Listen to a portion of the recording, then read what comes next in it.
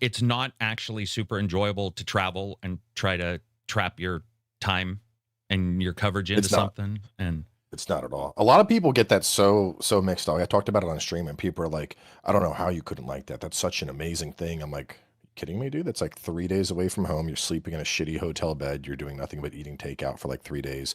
You're probably gonna get sick. You're gonna be, sleep logged from the travel. Like it's not some, it's not like we're taking a vacation. Not a And spa like, vacation. yeah, we're not dicking around and getting massages and going to fucking Disneyland. Like the last time I've done a couple trips where it's like Tuesday fly in on like a 6 a.m. flight, record. I'm flying out same night on a red eye at 11 p.m. Yeah, or they'll do the shit where you'll go in and you'll be like, I'm going to cover this in like sort of the way I want to cover it or whatever. And they'll be like, yeah, do you want to talk to this producer? And you're like, no, what I really want to do is see the fucking game. Like it just, and like Ubisoft, who I think they've treated me quite well and made it quite easy on me. But there are times where they'll be like, the event is at 4. Can you be here at 11:30? And you're like, why? Why would I be there at 11:30? Well, we want to give you a piece of pizza this fucking big, and we want you to be hungry the entire time.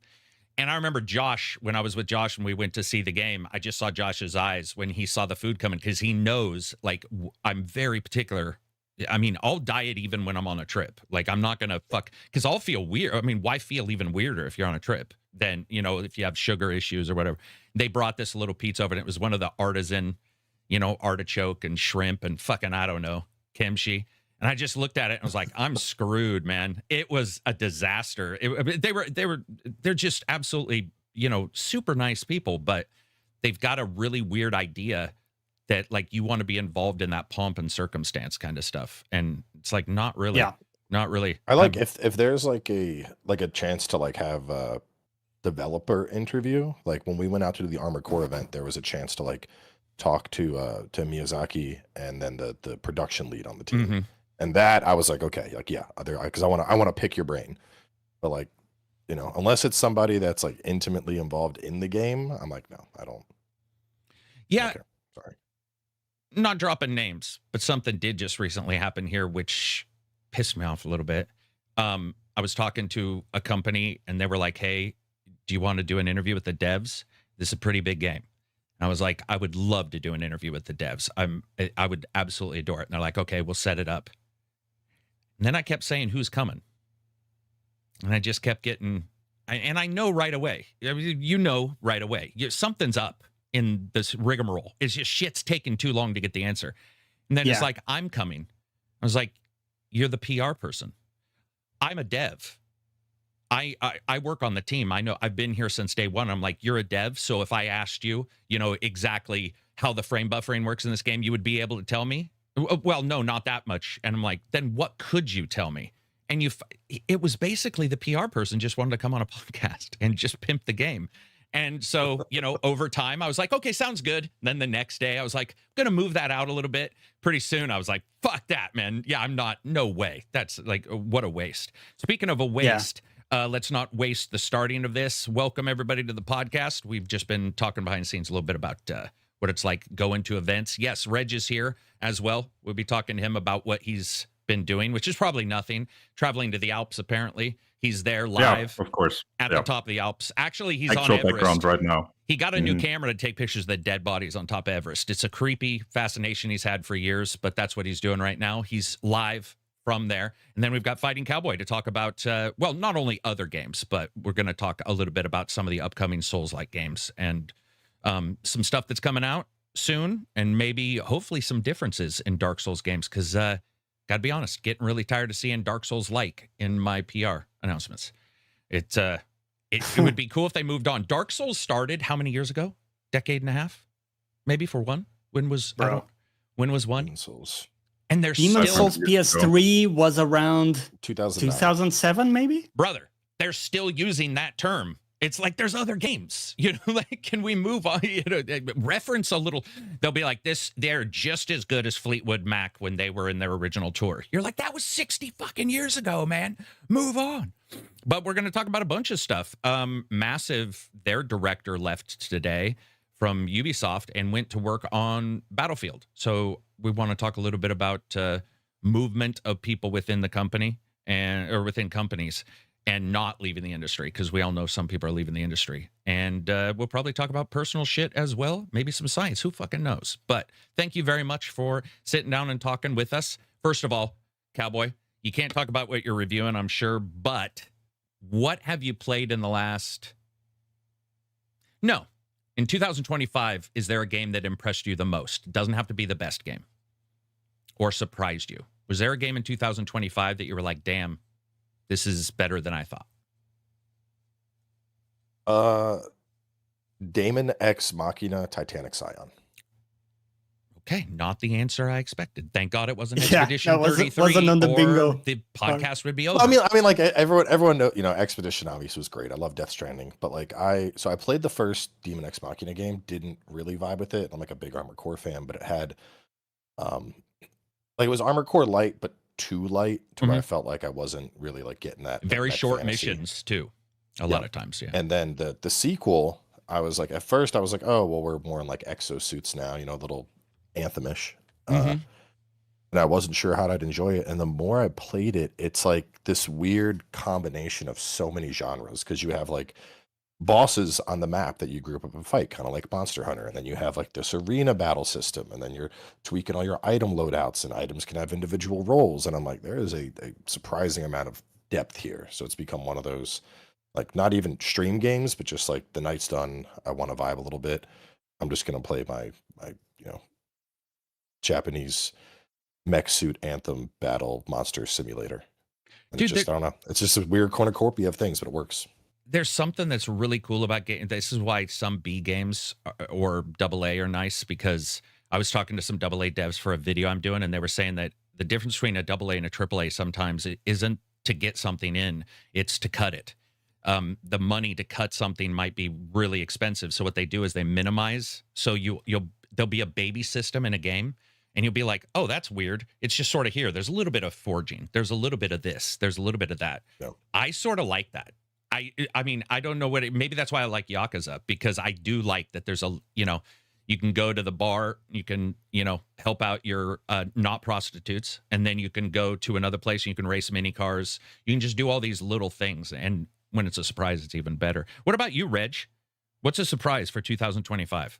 Like really a surprise, something that stuck out that maybe, just weren't really looking. The most enjoyable one that I didn't expect to like as much was probably Dispatch. Oh, yeah. Dude, that's a good example. Game. Man, played way too much of that. Yeah, I'm not too hot on superheroes, as has been well established. Yeah. But I really enjoyed that game. Yeah, Reg's eyes would just, man, we'd get in here talking about superheroes in the podcast. And, yep. Man, you would fucking nothing would come from him. What do you think, Reg? Nothing. That was that. If we got an answer. What about you, Jonny? 2025 surprise. I mean, yeah, Clair Obscur kind of did surprise me. But I would say Split Fiction, the way like that's a good example. As towards the end they keep reinventing the mechanics with, without spoiling, they have a bunch of mechanics they do with the screen and the presentation and stuff. That's super cool. And I haven't really done that way. That was like a genuine surprise as I was experiencing that, to be like, whoa, no way, there's like yet another level they could take it. That's a good example too. Mine would definitely, without a shadow of a doubt, would be A Hell Is Us. It didn't have the best combat at all, but it was pretty gung ho on just showing you what war was like. And it was like, yeah, I don't really give a hell if you care or if this is going to make you uncomfortable. And the combat was there.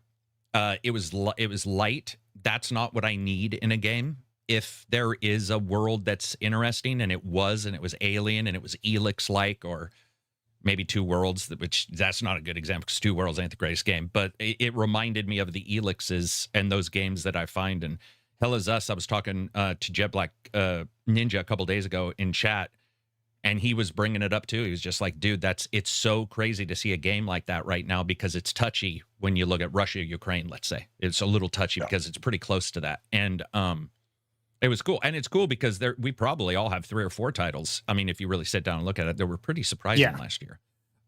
Expedition, for a lot of people. Dispatch, I thought would be good, but it was way better than I thought.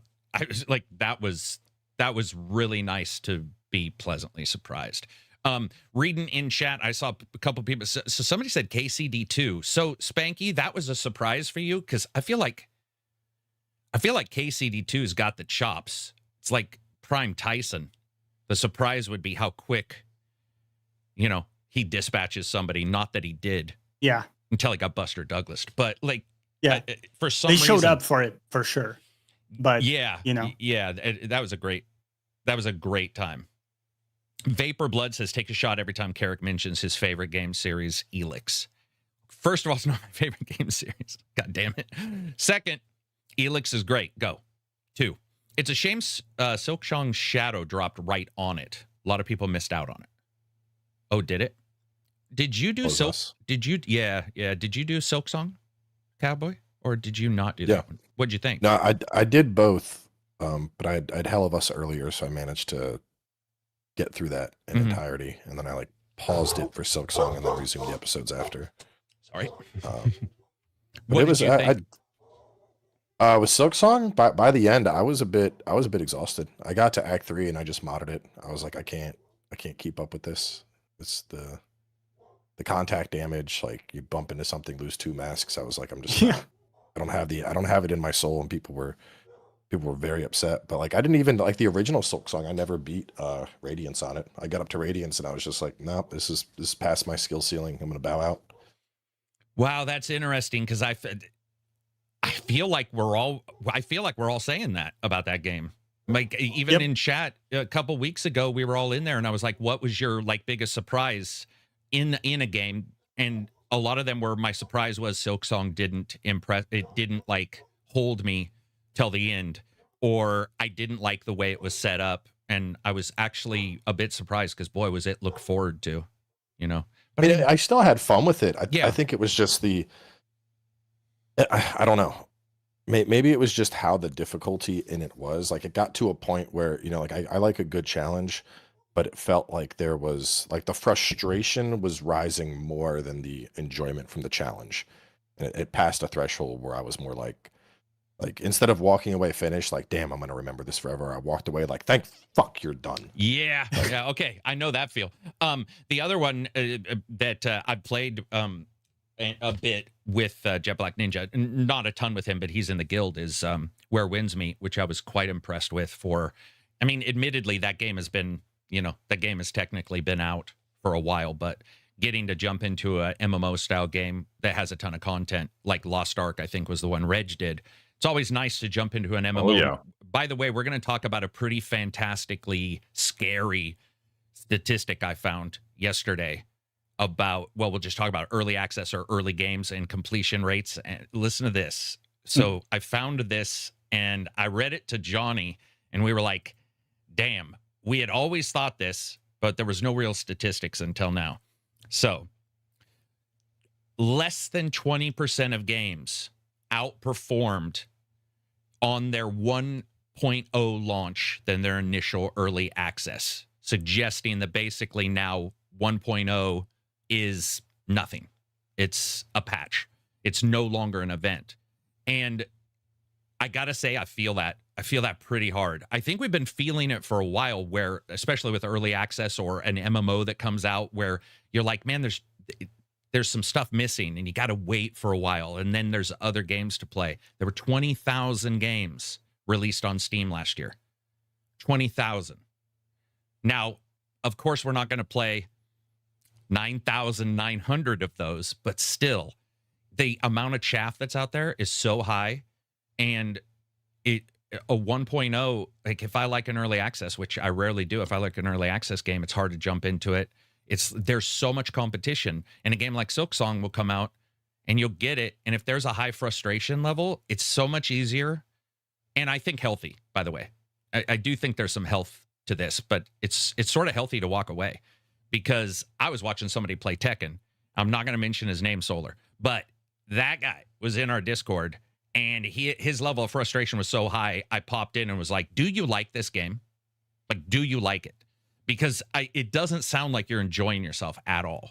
I mean, it was rough listening to him play it. It was like he was just losing his mind while he's playing. He's playing online. You know, he's up there. He's good. So he's up there in the level. But I think the offerings that we have now, a Silk Song or the other game that came out when it did, it's easy to miss a game now. I mean, it's very...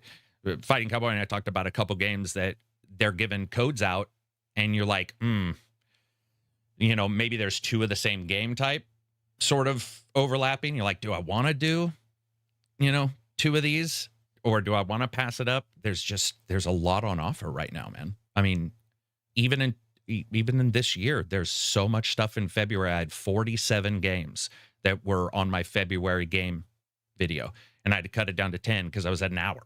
And I was like, yeah, I'm going to definitely lose my voice. 4 hours of solid just without you guys talking or whatever. That's a lot. Like somebody's voice is just going to die out at that point. But yeah, it's normal to become picky, right? And like, if there's something that really frustrates you, for me, like with the original Hollow Knight, where I died to the boss because I slightly touched him.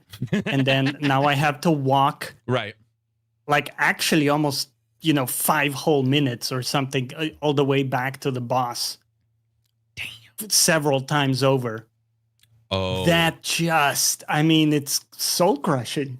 More than anything I've experienced playing, 30 Souls games ever. I think the contact damage, especially, like, because you could get knockdowns in Silk Song. So it's like, they're on the ground. You have a window to damage them. You're like pumping damage. And then they stand up and you get hit. I'm like, dude, it's like you got in a fight with a drunk at the bar. You're beating his ass. And then the drunk stands up and knocks you out with his fucking head on accident. Like, no, like at least like let it stand up, reset. Then it hurts me again. But like, God, because it's like, here's your damage window. Go, go, go. Oh, you went too long. You fucked up. Now you're punished. And I'm just like, why? Like, it's so frustrating. Because the alternative is like, okay, I'll poke it like 3 times and then I need to fuck off before it stands up and I get hurt. Was the original... Would you guys say the original was like that? Hollow Knight?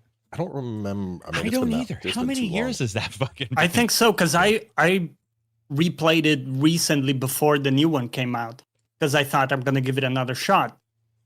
And I found out that, no, my first impression was accurate. I didn't like it. It wasn't for me. I mean, Yeah, you and I have talked about that in particular. Yeah. Yeah, you were. It was nice of you to...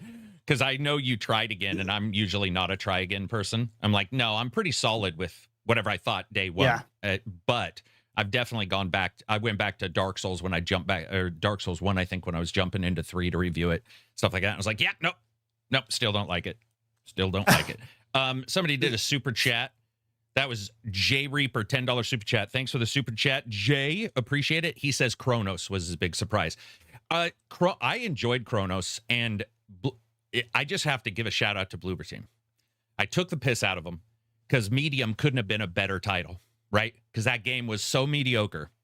And I honestly was so scared that that's where they would be stuck. That's the honest truth. I did not know where they were going to go. They have elevated themselves.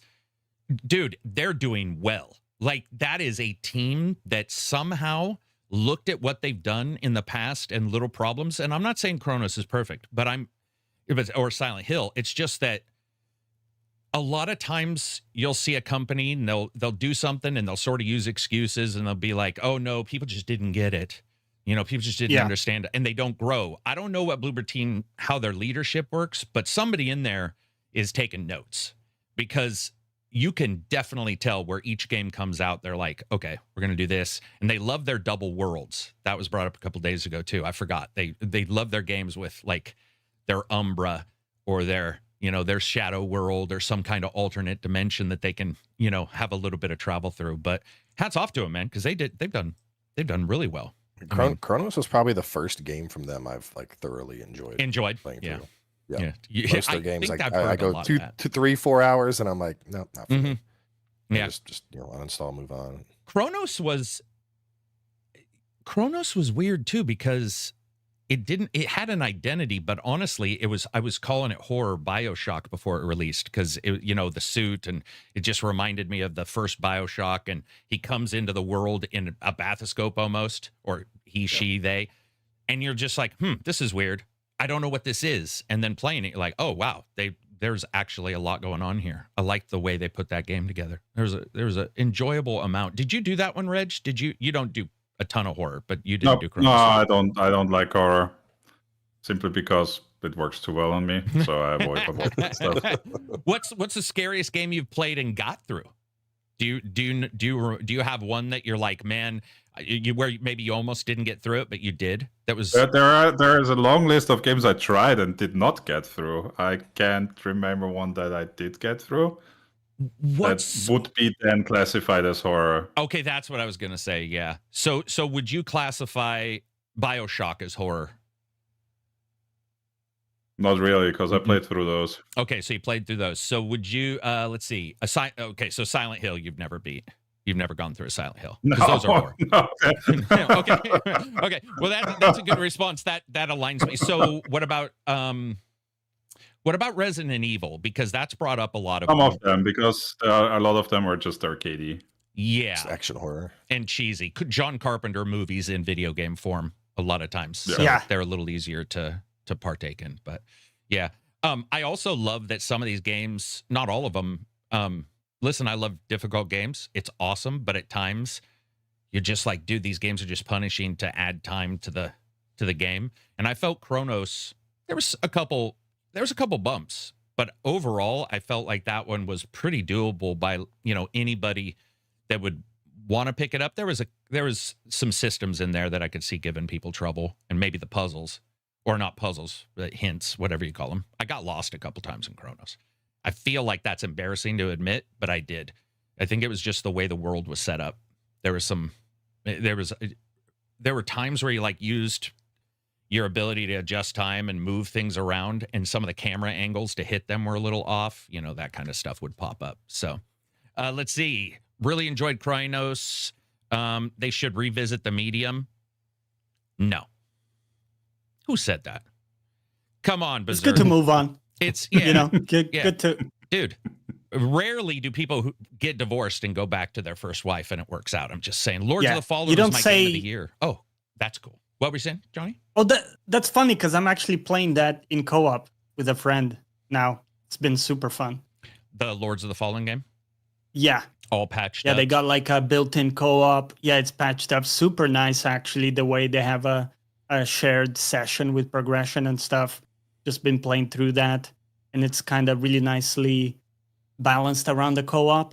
It's still a lot easier, right, than like that first time you beat it by yourself, but as like a fun experience with a friend, super cool, man. Does it work does the tenseness go away if you're with somebody else? Do you feel like it goes away? I think it's mostly because I've already played the game, so I'm kind of really, chilling with it because I know exactly what I'm expecting. Yeah. But yeah, I think it still works really well. Dion says Lords of the Fallen was my game of the year. Wow. Damn. What's it like playing one game in the entire year? Just joking. Just joking. That's very cool. Lords of the Fallen. I'm glad it was. I mean, I know a lot of people who love that game. Yeah, it's good. Joey says, your Sekiro walkthrough still holds up great, Cowboy. Thanks. I gave up years ago at the Guardian Ape. So this time I'm wanting to play all the way through till the end. Okay. I admit the grabs in the Guardian Ape, man. Dude, like the grabs in that game really triggered me. Fucking hate. Guardian Ape was such an iconic fight too, because you think you're done, and then it stands up. No. I really enjoyed that game, despite my frustration will never leave my body on a couple of enemies on that game. I really think that game aced a bunch of stuff, and it's got a feel to it that I loved Shadows. I like the what do you call it? Ghost games. I like the Asian inspired stuff, but Sekiro dived into the magic part and sort of there was stuff that it just dived into that I found really interesting, and it got me through the bad parts or the rougher parts.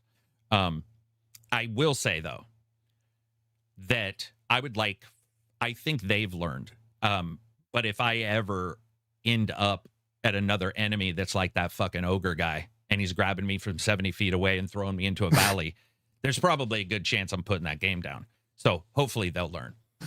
Monkey dies twice. The architecture in Lords of the Fallen is amazing. A lot of people liking that game. Damn. Yeah, it's cool. Cool. Yeah, that's awesome. I mean, congrats on you guys. It's cool you liked it. Maybe one day I'll, Yeah, the It's Two too Worlds buggy for was a nice touch. Yeah, launch was a bit rocky for sure. I think we're in dire straits with the well, I can't really talk about that, but in the last couple days, talking about games that are starting to come out for review and stuff, the competition is tight, and it's just you don't have a lot of space if you have bugs. You don't get a second launch. Oh yeah, where not many companies are No Man's Sky. No Man's Sky is even separate from other space games in the way it builds out content. So like you can't fix things as easy. Lords of the Fallen is weird too, because remember, that's a remake or a reimagining, whatever, of the original that was a buggy mess. Yeah, it's a full reimagining. Robert says, looking forward to Neo 3. Let's talk about Neo 3. Excited for Neo 3. Let's go. I'm excited for it. Better menus, I hope. That's like my one thing I didn't like about Neo. Yeah, Neo 2, you mean, in particular? Yeah, like Neo 2 was better than 1, but still like they got this sort of clunky menus, in my opinion.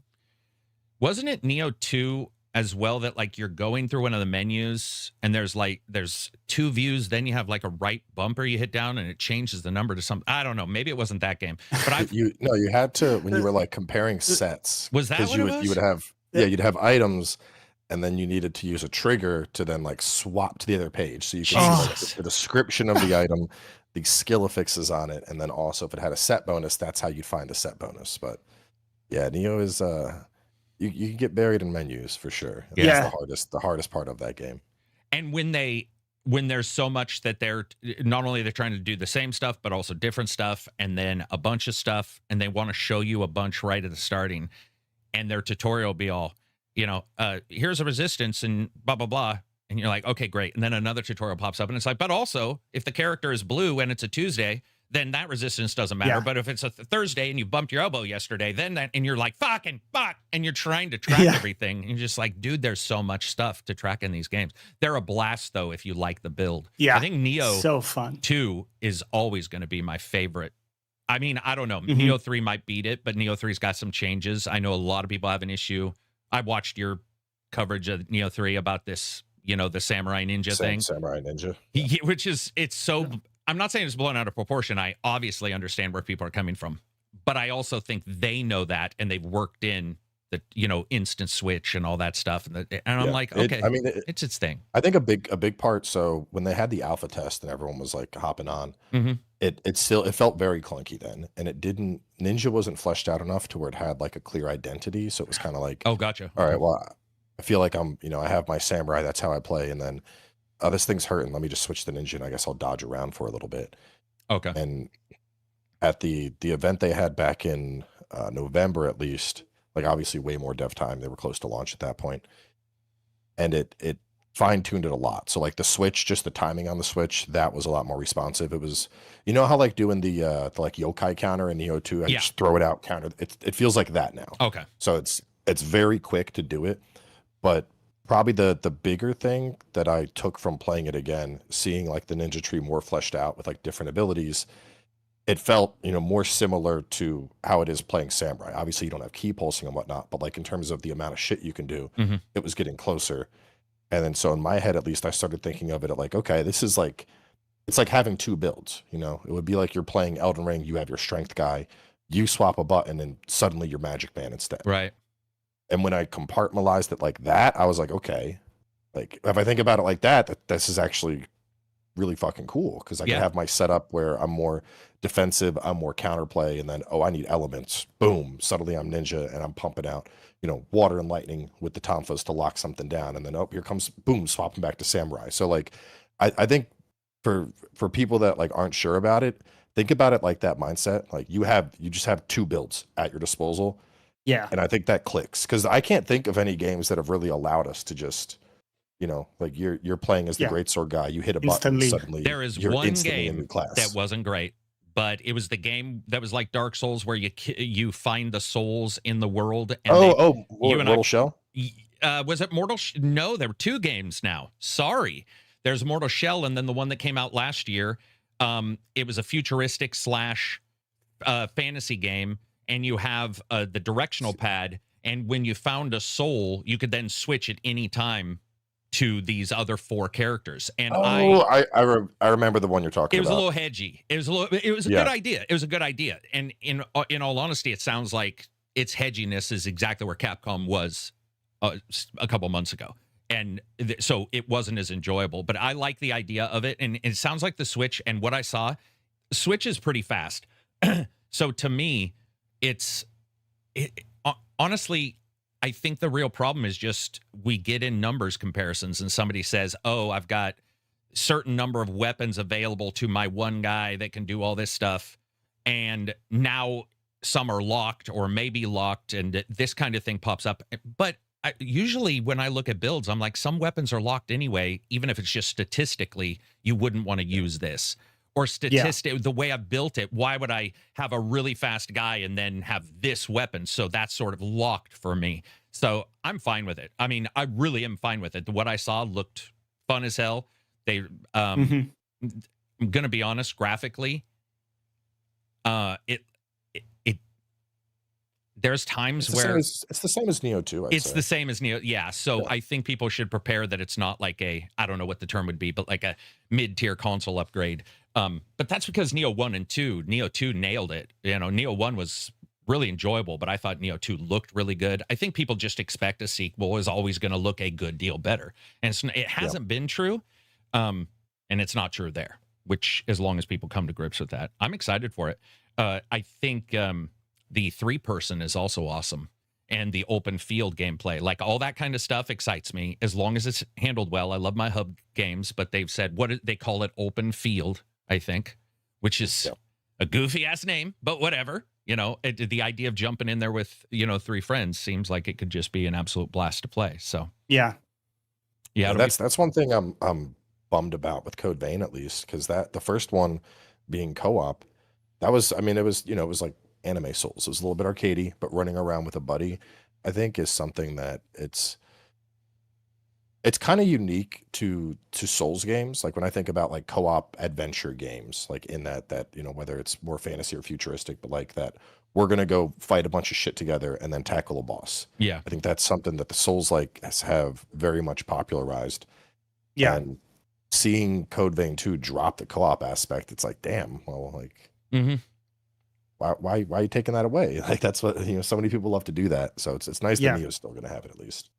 Yeah, and personally, I think once you put co-op into a game, I'm not saying you have to have it, but that is a large thing to chunk out and remove. Yeah, for your sequel, it definitely brings a feeling to a consumer as if they're, even if you do all this other stuff, less than. It's just there's a huge difference when you have a friend coming in and they're hoping you against something hard, or you're just bouncing off their build and somebody's coming in clutch on something and you feel like, oh, this is true teamwork. Because a lot of games aren't really teamwork. Like I play Division all the time, and I can play Division cranked out maximum by myself. So when I'm with a friend, they're never coming in clutch. They're just coming in and they're shooting some people and we grind away and we kill some guys. But in a Dark Souls style game, it's usually like, no, what they're doing is mattering. Oh, you're this weapon. You're doing these things. Well, I'm going to switch mine, because if I don't, we actually may have problems. And so it adds a difficulty layer sometimes in and of itself, which is great, and a complexity layer. And it feels refreshing playing with somebody, because I can play an online game with somebody for an hour and not even know what weapon they have. But in like a Dark Souls style game, if you jump in with somebody, you're going to know pretty quickly what they have, why they have it, if they're good with it. And then put that together at the same time. I mean, when Rurikon, your friend Cowboy, when he insists on playing that Guardian useless class in Night Rain. Yo, Guardian is so good, bro. Oh my god. It is, yeah. I thought it was complete trash, but then I started to see like, okay, you can do some crazy stuff. He got buffed, and I was playing with Oro and Ray for like 2 other Soul streamers yesterday, and we went in, and Oro was like, he was high on parrying. He was like, I need to parry with Executor, and he kept getting one tapped. I just sat there with Guardian and just face tanked the entirety of an Everdark boss. Like, this is like the highest tier of boss in the game. It's like the souped up version, if you will. I just sat there behind a shield, just blocked fucking everything. Does his mega nuke, block it. Does his 20 hit combo, block it. And the whole time I'm healing from the block, he's getting hit with shockwaves that coming off of my block. I'm like, I am the fucking tank. Yeah, like, you cannot kill me. Dude, oh God, the tank fantasy there was just felt so good. Another game I'm hoping, I think we've all played. I don't know if these guys beat it, but that I do hope we see a sequel of that's Dark Souls adjacent, which is Remnant. I don't know if there's a 3, but I will say I felt 2. It felt incredible. I really enjoyed 2. Yeah. And I'm hoping we get more of those style of games that are the difficulty is sort of adjusted, even in the gun style games. And they learned as well. They, like, some of these companies are doing a great job on their sequels. It's okay to have I don't know what goes on in people's heads where they're like, I want to make sure this company goes out of business if they release a bad game. I'm like, what are you doing? I mean, dude, let them remember do a the sequel. first one. The first one was rough. Was clunky with some of the ads and stuff, you know, in the bosses. Dude, but it had a really good concept. There were people in forums that worked for them that were like arguing it, and you're like, you guys are taking this way too personal. It's game? For Remnant 1. Oh, there was a lot of interpersonal stuff going on with like people coming into forums that worked for them. It was rough. There's a particular forum that I was in that it's a big forum too. Like, you can go find it. And it was like, you'd be like, the ads are ridiculous. And everybody was saying it. And, you know, everybody might say something. You look at it and you're like, but we still want to offer what we're offering. And you're like, okay, that makes sense. But there was a cheapness there. There was a feel of things getting out of control. And people were really just saying, I like everything but this. And there were so many people saying it. And they didn't fix it too much for 1, but look at 2. I mean, 2's, at least to me, 2 was super smooth. It's just, I think fucking so some fun. of the best, like, co-op in a Souls style game. Yeah. Maybe. Definitely. You want to read the first question out of Discord, and then we'll jump into, I want to talk about Resident Evil for a bit. Okay, so here we go. From Master Pass, which game that is not Sekiro has your favorite combat system? I love that. Okay, so not Sekiro. Favorite combat system. What do you got? Kazan, the first Berserker. Damn. Okay. Well, that was an answer I never was quite expected good, man. Was it? Kazan was like, so here's the thing with Kazan. You get a little bit of that like item optimization that you had in Neo, so it's already gonna like tickle that build itch that, you know, basically takes my abilities and then brings them to a tier higher. But then you only have 3 weapons in the game, but each weapon has a crazy in-depth moveset. Each weapon has a variety of builds you can build it around. Your different gear sets are going to empower certain moves. Then on top of that, you have the like the regular parry where you can parry almost everything, and then you have that special timed parry that's more in line like Mikiri counter, where it's like, oh, you have to burst counter this move, right? And then you have the interrupts you can do, and like, I mean, I've seen people, like one of my buddies was struggling on the final boss with like dual blades or something. And I'm like, oh, you're just doing it wrong just to fuck with them. And I went in with like crazy dual blade build, dash behind the boss, comboed it like 100 to 0, and just skipped the entirety of the first phase. But like when a game's combat lets you go into combos like that, and it's like, if you can hit the fucking buttons, the boss isn't going to move, but you need to be skilled enough to hit those buttons. That's a really satisfying feeling. Like, you can lock it down if you can execute this. One of these days I'll have to look back at that one. I don't know what happened with that. I don't even remember. For some reason it might have just been timing. It's a very hard start, I think. Like for Kazan, compared to a lot of Souls likes, like the opening chapters of Kazan, the first one's very hard, and then the second boss you fight, he's very hard. And then you get to eventually you get to like Macula. He's like the 4th, I think, or 5th boss. But like it's just a straight steep cliff. And then after you get him, that's where, like, I guess you could say the game really begins. Like, he's the Genichiro, if you will. You get past him, and like by that point, you're starting to get your sets together. Right. Your build's starting to get fleshed out, and everything like really clicks. You start to feel like more of a badass, and then it just just excels all the way through. All right, I'll put that back on my list then. They also had the. I'm going to read this real quick. Fantastical says, I love the audio cue in Remnant that was playing when an elite showed up. I would say I love it too, but I don't remember that. But that's very cool that there is one, because there needs to be more of those. I'll go back and check. I haven't seen that. I would normally remember that kind of stuff. That's cool. What were we going to say, Jonny? I'm sorry, bud. Well, I was going to say that they had a really good greatsword implementation in Kazan. Because I love great swords. I know you do too, Cowboy, but like just a big chunky sword. It felt like you were playing Guts the way you were swinging that thing around. Yeah, because you could do the almost like interim attack. So you would land a parry, and then that allows you to do like quick follow-ups. Yeah, between quick 1-2 on the brink guard. Yeah, and then you could follow up and stab and you could do them like between attacks of the boss and stuff, because it was fast like that. And it felt incredible when you started doing that. Did you beat it, Jonny? I did not beat it. No. So with all this mastery that you were just throwing out, what the fuck just happened, man? You're like, I got to. Oh yeah, man, it's a 2.87 millisecond. Fucking blah blah blah. Did you beat it? Nah. Fucking walked away. I'm trying to remember what happened. There was a boss I got stumped on. Oh. And I remember, do you know what? I'm just gonna go watch Cowboy beat this thing, and I'm gonna live. I just watched him go through the game, and then I said at some point I'll go back because I wanted to see like how Cowboy was gonna approach it, and then I thought, I'll try that next time, but I never came back to it. Yeah, that's what would Cowboy do? I'll be better next time is the promise. We all lie to ourselves like that. Speaking of downright dirty lies. Capcom didn't talk about Code Veronica. We know it's being made, but they didn't say anything during this event. And Requiem looks great and everything, but we've got Bethesda supposedly having a shadow drop coming up of the remake of either 3 or New Vegas. We have all these companies that they'll go out and they'll be like, yeah, we're not working on this. And then they drop a shadow drop. If there was a company that had a shadow drop right now, what would you want? Like, is there a title? Like, would you want to see a remake of Dark Souls 2? Or, by the way, that's literally just an example. Is there a game? Let's put Bloodborne aside. Bloodborne ain't ever happening. Mention that. It's literally, unless something changes as Sony and how the IP is handled, it can't happen. So let's not talk about Bloodborne. I would love to see it, but let's move on. Yeah. Is there a title that you guys would like to see? And it doesn't have to be a Dark Souls title, but is there one that you would love to see a shadow drop from a company?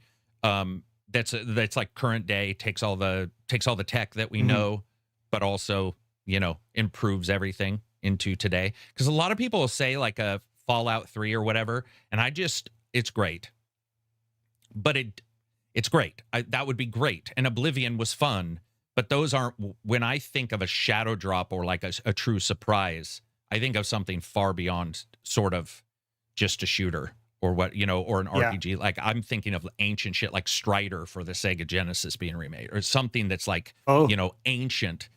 People here are saying Prey 2. Okay. I should have said we can't say shit that's not happening. But I want to see Phantom Dust come back. Damn. Phantom Dust. I enjoyed it, man. I enjoyed that game a lot. It was such like, dude, the story of how they tried to remake that was so depressing too. Like, they had a studio remaking it. There's like alpha footage that floats around, and I guess the studio started embezzling funds or went bankrupt or some shit. So like Microsoft pulled it, and then they just reverse engineered the original and slapped it on the store. But like, I feel like that game had so much potential, and just I don't think it ever reached out to the audience. It just never got its chance. Another game from them that I would love to see is Crimson Skies as well. It was a flying like battler game where you're in airplanes, but you literally would basically it's like the bipedal planes, right? Yes, yeah. Dude, I remember that one. For back in the day, that was like some next level. We're talking back in the day when you couldn't get out of your car in most games, like a GTA. The game was either a car game or a run around game, and the engines weren't able to handle all that. Yeah, Crimson Skies was the shit. What about you, Reg? Any game? Well, you play. I'm thinking of super old games like Magic Carpet or Anarchy Online. Anarchy Online would be amazing. Asheron's Call would be amazing. That Anarchy Online lasted for a long time. in and of itself, though, Yep. didn't it? Is it still going, or is it? I think it's still online. I tried it years ago and it was terrible. Yeah, dude, you can't. Yeah. Nostalgia is a hell of a device for removing the edges from things. And you're like, you know what? Yeah, it's smoothing the. You know what? Omicron, not a bad game. Yeah, and then you play it, and you're like, God damn, this is terrible. What about you, Jonny? Unplayable. Final Fantasy VII Remake, the third part. If they were like, here's the date, it's ready. That's a good answer. It's this year. That's a good answer. It's not out there. I don't think they'll do a surprise drop on a Final Fantasy game, but I think that would be amazing. There was something this week where they said we'll talk about it soon. We don't know what it means though. Dude. I think FromSoft might surprise drop us with something. I do too. Because they've gotten to the point like half the time it's like it's not at a game award or show. It'll just be a random fucking Thursday at 6 p.m. and they're like, "Thank you for your attention. Here's the trailer of our new game." And you're like, "What the fuck is this?" Like, every time. That's how they do it now. So I wouldn't be surprised. We'll be in like the middle of April and they'll be like, "Thank you for your patience. The next FromSoft journey begins next week. We hope you play." I mean, that's why I brought up Dark Souls 2, by the way. Not that that's the one, but there's something that I've been hearing about and the way they act and the way they do stuff, which is a little bit like a Rockstar where they don't need to be at a Game Awards. They sort of have their own way of doing things. And there's just something about them that I could see them being like you said, oh, by the way, guys, we've got a game coming. And you just, wait, what? Yeah. We're just Elden Ring 2. Oh, okay, maybe not that big. That would maybe not that. Can you imagine if they were like Elden Ring 2 and you're like, when? And they're like, oh, now. I mean, sorry, we didn't explain ourselves. We should have said Elden Ring's out. Elden Ring 2. Go play it. We actually got, what's his name to actually write something again? George R. R. Martin. Yeah. Well, that would be the biggest surprise if he managed to write something. Yeah, that would be an amazing surprise. Yeah. Reading some of the chats in here. Splatterhouse. I loved Splatterhouse, man. TurboGrafx 16, I think, was the version I had. That was one where you basically look like Jason Voorhees running around on a 2D slasher. You were killing enemies. I'd love to see Warhorse Shadow drop a KCD-style game set in the Crusader Kingdoms. Okay. Yeah. I was trying to think if that's a pretty close to what they've got. Well, I mean, it's not close. I was gonna say that it's kind of adjacent to. Yeah, it's kind of adjacent. Yeah. The Darkness 3. That's a good one. X Squad. Prototype. That would be crazy. Bring that back, man. Oh. Mech Assault 2. Yeah, Penty. Mech Assault would be amazing. Open world Golden Axe. I would kill for a Golden Axe, man. I mean, I feel just sort of like I've finally lived long enough that I can die of the inevitable heart attack because Virtual Fighter's coming back.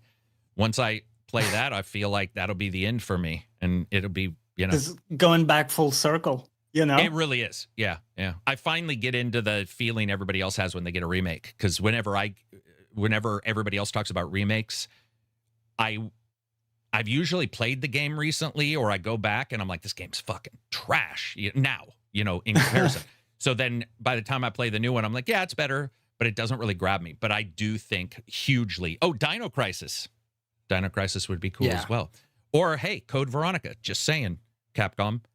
Just saying. Code Veronica has some questionable content in it. I will be honest. And I'm wondering if they're, not that they're worried, but just you got to make sure you really handle everything right these days with everybody wanting to cancel everything. Zombies Ate My Neighbors. That's interesting. What happened to the Golden Axe revisit by Sega? It is being made. Golden Axe. Let's see. Crazy Taxi. Virtua Fighter. They showed 3 games, right? Sega showed Crazy Taxi, Golden Axe, Shinobi. I think it was Shinobi as well. I'd also like a Battletech 2, Cal says. Yeah, those are some good ones. Rej, you play a lot of remakes, really, when you think about it, because a lot of those RPGs you're playing are remakes right now, aren't they? Like the Tales or Trails or whatever they are. Aren't some of those remakes? There's one that's a remake, but I'm not currently playing that. I'm playing the new entries. What do you think about Dragon Quest VII Reimagined? Are you going to play it?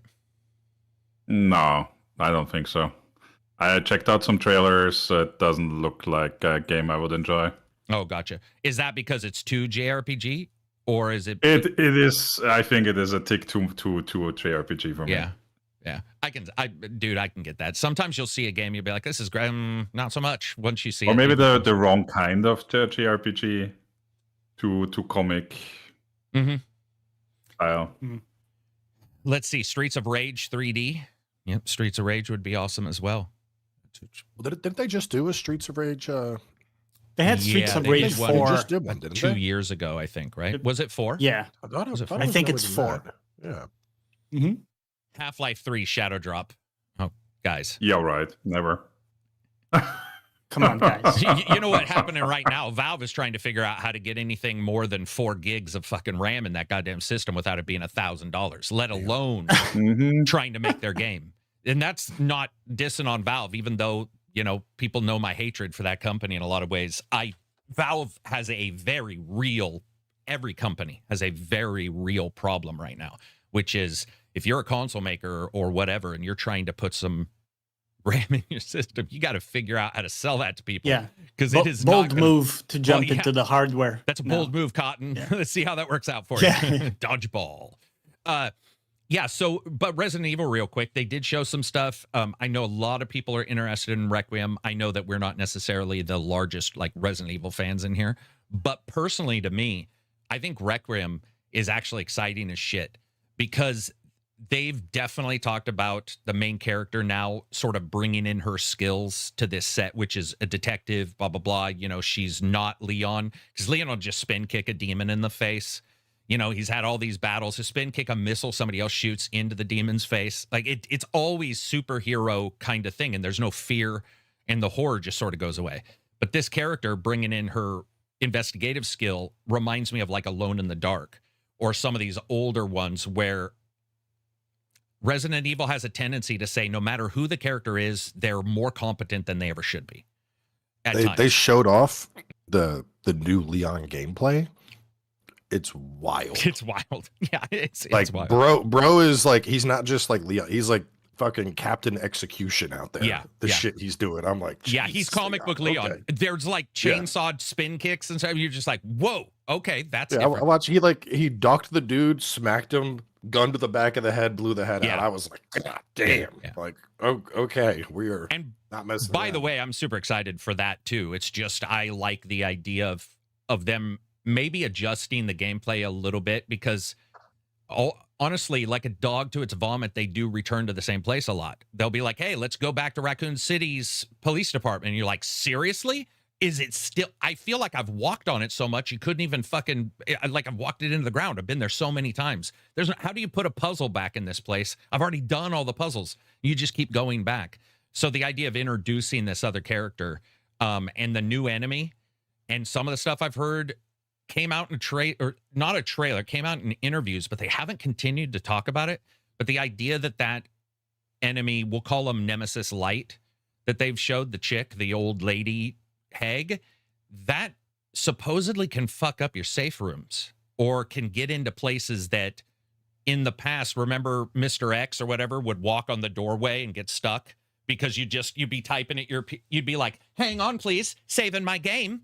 And the bad guy's like, I will get you. And you're like, no, you won't. Saving again. And it sounds like they're saying there's ways for that to be impacted now so that there's some danger there. And that's exciting as shit. And it looks amazing. Dude, they nailed it. They've done really well with their engine, man.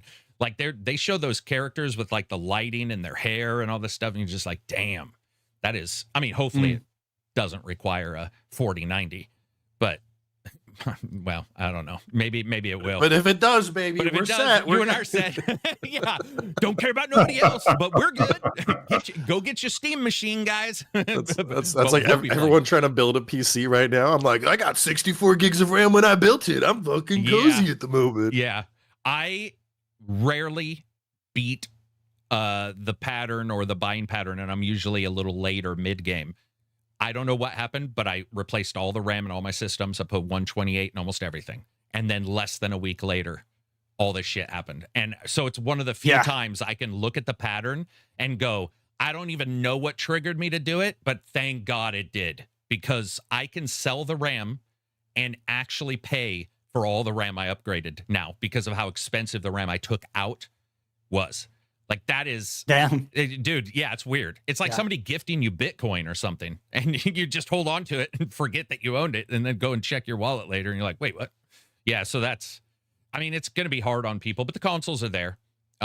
They've raised in price. GeForce Now, they said day one, so that's really cool for people who don't have a powerful system. Buy the game, play on GeForce Now, especially now with the changes they've done to latency. That thing it's pretty goddamn magnificent, unless you're trying to do a, really stickler game where you're going to have to, fight a bit of latency. But you're already fighting latency if you have a low-level PC anyway, and you're down in the 45s or 30s for your FPS. So, yeah, it's very cool. I was really excited to see them do that. See, Capcom's very confident, man. And rightfully so. But Capcom has they've done really well. Has Capcom had has Capcom had a stinker or an issue? Dragon's Dogma, City. They get hit a lot for performance. Yeah, they definitely do. Dogma and Wilds, they're Monster Hunter. Yeah. Yeah, true. Which I mean, I think Dogma and Wilds are both fun games, but it's streamer privilege where we're on super high end rigs that are not going to suffer. Like it's going to brute force it no matter if it has to drag it through the street. But everyone else, unfortunately, does not. Absolutely. Except if it's the streets of the capital in Dragon's Dogma 2. Yeah, in which 12 case, FPS.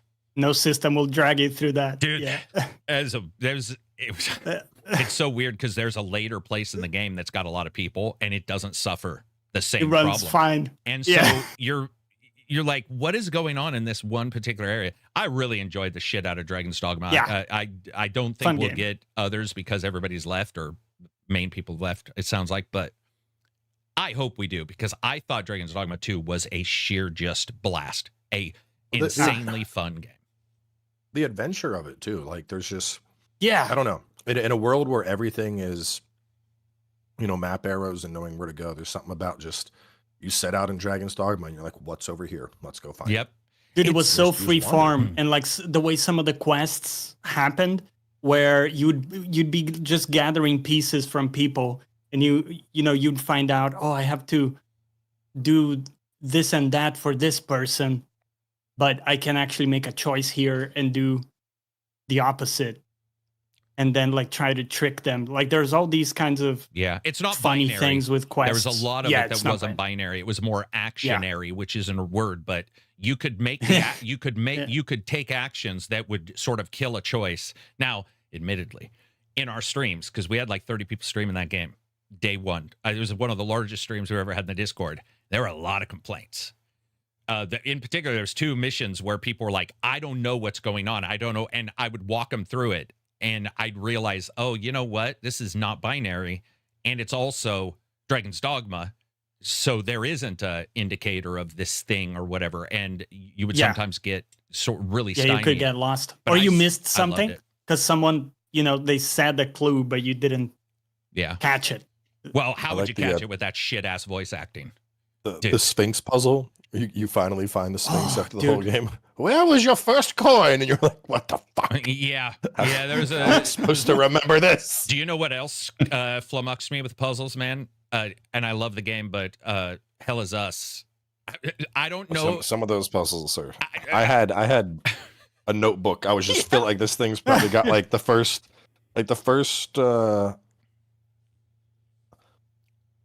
about 10 pages are just Hell of Us notes. Yeah. Just scribbling in corners, back and front. Dude, or scribbling a sign because you would randomly go down a place and there'd be like half of the door puzzle here and a little hieroglyphic, and you're like, dude, I fucking have no clue what it's saying right now. So, but your notes look like a crack note. Yeah. It's two blue squigglies this way. I bought 2 grams from Mel on the street corner, because that's what it looked like. It looked like drug use notes.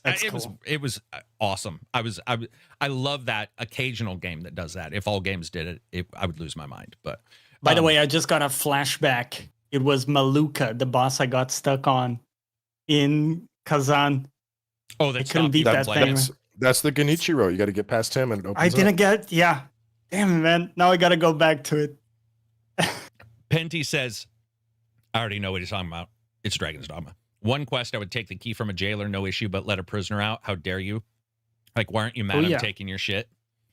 Yeah. Oh, are you talking about, Penty, are you talking about Blue?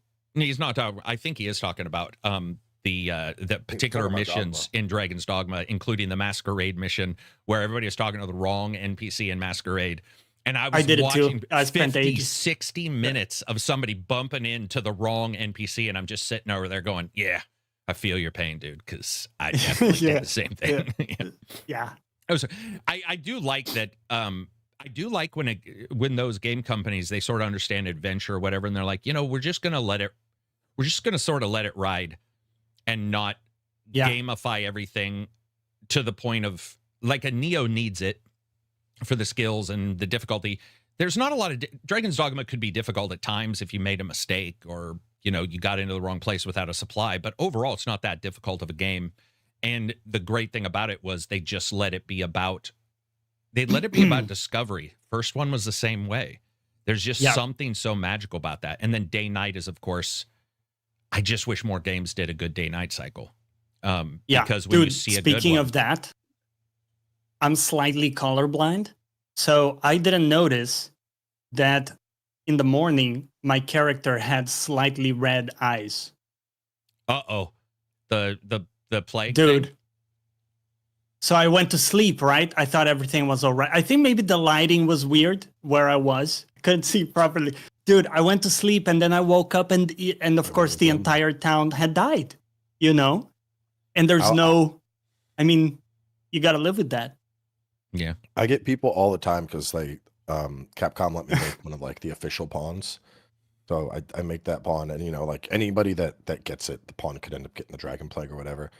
But like even now, I'll have people message me like I'm a pet. Damn you, cowboy! And they're like, hey, just so you know, your pawn has Dragon Plague right now, and I can't adventure with him until that's solved. And I'm like, this isn't a me problem. Yeah. Like throw him off a cliff, summon him back, man. I gotta go give him fucking shots. He's not a pet. Like, they're asking you to put him in patch notes or something. Yeah. That. Hey, can you go ahead, give him his vitamins, please, so I can play with him again? Okay, thank you. I just love those kind of systems. I hope we get some more games like those in the next, especially the pawn in the stuff next was year. very, very cool. Comrades in games are just getting more enjoyable. Division added comrade. I mean, out of the blue, Division was like, oh yeah, we've got AI that can run around and shoot with you. And Companions. I love a awesome. companion. So do I. In any game. It's great. It's always good. And honestly, I'm not saying this is a big deal, but there are times where if you play a game that's really dark and dire and you're solo, a little bit of heaviness can creep up. So having the occasional pawn or AI who's like, hey man, things aren't so bad, or he dies in a funny way. I got your back, bro. Yeah, it's there's a little bit something there that like helps, and it's like, oh, it isn't so dire. Like this guy just died for the 5th time running into a fireball. I like the different personalities too, because I had one that was super bossy. He'd be like, dude, over here. I know a secret, bro. Just follow me. Oh, yeah. And then I had the subservient one that was like, oh, master, what did... The secrets I don't know, it was fun. Continual one-liners in 1 got a little fixed in 2. I know it pissed everybody off hearing them say, like, wolves are afraid of fire or whatever. But to me, it was so funny because I don't want to say what it is, but they're pretty simple. We'll just say it that way. And they sounded like, Rain Man, Wapner at 5 kind of thing, where it just repeated, right? And so I couldn't stop laughing. And weirdly enough, it made me want to guard him more because this simple dude is out there like, hey, watch out. Wolves are afraid of fire. Should I eat everything? And you're like, dude, this is amazing. Like, because I loved it. Yeah. And he wasn't better than you. Great. In fact, he was, or he, she, whatever, they were way less than you, but you put 3 or 4 together and they start casting weird spells together. And suddenly that simple guy over there turns into the dude that you're sort of like, I'm keeping Bob. You can get rid of all these other sons of bitches, but Bob right there, he's coming with me all the time. I really dig Bob. it let the ordinary guy feel like he could do something extraordinary, which is actually pretty rare in games. I made my guy have that simple voice and like the older gentleman thing just to create like a big loaf, and it was so perfect because I'd be adventuring and he'd be like, what's over there? Yeah, dude, it's something shiny. And you're just like, I love the feeling of that was the best part. It's just so simple. Like, oh, look, another shiny thing, master. And you're like, yeah, this guy, This guy's awesome. He's my best friend. They really missed an opportunity by not calling the Rift Pawn Hub. They did. I made that joke in the review and got some shit. But I was like, yeah, you can go to Pawn Hub. And people were like, yeah, it's a little bit sexual. I was like, obviously don't know me, dude. That's good. Somehow I never heard Pawn that. Hub? I mean, it's a good one. It fits because you literally go there and pick from tabs. Like, especially you walk in now. Every single sorceress in the exact same black lacy things. Yes. Hello, Arisen. Hello, Arisen. It's like that fucking Buzz Lightyear meme. It's like some type of anime haven. Master. Yeah. Let's see. That pawn is him. Oh, Penty says he had your pawn. Is what he said. Oh, that pawn is him. I threw him into the ocean. Because he talked back. Talk back. There you go. That's what you do. I do it with kids. That's what you do. Doesn't even have to just be in a game. Just if you got a friend, toss them into the ocean. Yeah, be like, dude, you just fucking, you need to shut up. Moving on from there, what do we got for questions? Let's do a couple, and then we'll jump in. Okay. This one from Name Invalid. What did you overhype so much in your own mind that you were the reason it flopped? For you? Dear God. Wow, that's a good question. When I was younger, way too many games. I actually overhyped Sekiro in my mind because I thought it was going to be like Dark Souls 3, but it was so different, right? Because it had all the deflect. And I wasn't a big fan of parry and deflecting at the time. And I had a really hard time adapting to that. I was very stubbornly trying to play like a Dark Souls, and it wasn't working. So, yeah, that's a good one. I mean, there have been a lot of games. I think it's so easy to get caught up in. I mean, one of the worst ones. I know people like this game. There were two, but one of the worst ones was GTA 4 for me, because it was dire. It was it's still good, but it was a different tone. So much so that a lot of people consider that the time when Saints Row was almost, there was a chance that Saints Row was going to turn into something even bigger because the fun was still in Saints Row. You play 4 and this guy's talking about slavery and, all this shit. And you're like, damn, this is sad as hell. Like there's funny stuff that's dark, but it has an extra layer. Weirdly enough, in the interview with Lex, the writer of the game stated he was going through particular issues with divorces and all that stuff. It was almost and he believes it reflects in 4. And I'm like, wow, that explains so much, because the change from 3 to 4, even Lost in the Damned or Ballad of Gay Tony, don't feel like 4. 4 has this, and I blew it up in my mind that it was going to be something different, and I liked it, but I remember just I was really wholly depressed by the lack of fun. It just wasn't. Yeah, definitely. It wasn't about the GTA that I had come to know. It was sort of its own thing, and I can appreciate it. Yeah, now. I can appreciate. And it if I get asked to go bowling one more time, I'm done. That cousin was just every single day. Like, is there anything that you guys have blown up in your mind, Reg? Anything that X Rebirth? That's a very easy one for me. Because that game to this day is a steaming pile. I remember reviewing that game and just really searching for a good thing, because I really like the X games, and being like, dude, the game, they were like, yeah, you can walk around the space station now, first person. And it was terrible. It was a disaster, man. It was a disaster. All around disaster. Yeah. And it broke so often that my transporters got lost, and I had to go in again into the XML save file and fix it manually in the editor. And no, it was terrible. That's rough. Yeah. Yeah, that's unfortunate, man. Happy Friday, guys. This is Jeff. Jeff, I think, is also invalid, by the way. $10 super chat. Overhyped the original Test Drive Unlimited so much that when I got it, I swore I must have picked up the wrong game. Okay. Oh, Borderlands. I would say Borderlands is up there for Borderlands 3 for me. That was a pretty big drop from what I got. Any for you, Cowboy? Like anything that's really been Like you were really looking forward to it. It doesn't mean you were even wrong. It's just like I got one. I was scrolling through playlists because I was trying to think like what did I play that just absolutely bounced the fuck off and I was excited for it. The Callisto Protocol. Oh my god, dude. I like based on everything we had heard, you know, I was like, this is gonna be like a rebirth for Dead Space. This is gonna be fucking phenomenal. And I usually I try to avoid getting hyped for games because I'm just like, you know what? If I go in neutral, I'm not disappointed, and I'd rather be pleasantly surprised. Yep. But the Callisto Protocol, I let it. I was like, fuck yeah, this is gonna be good. This is gonna be the action horror that I've wanted for so long. It looked so good too. And it just didn't. It was like just half-assed. A lot of it was half-assed. Let me agree with that and say my opinion of the game before I got it was going to suck, and it sucked worse.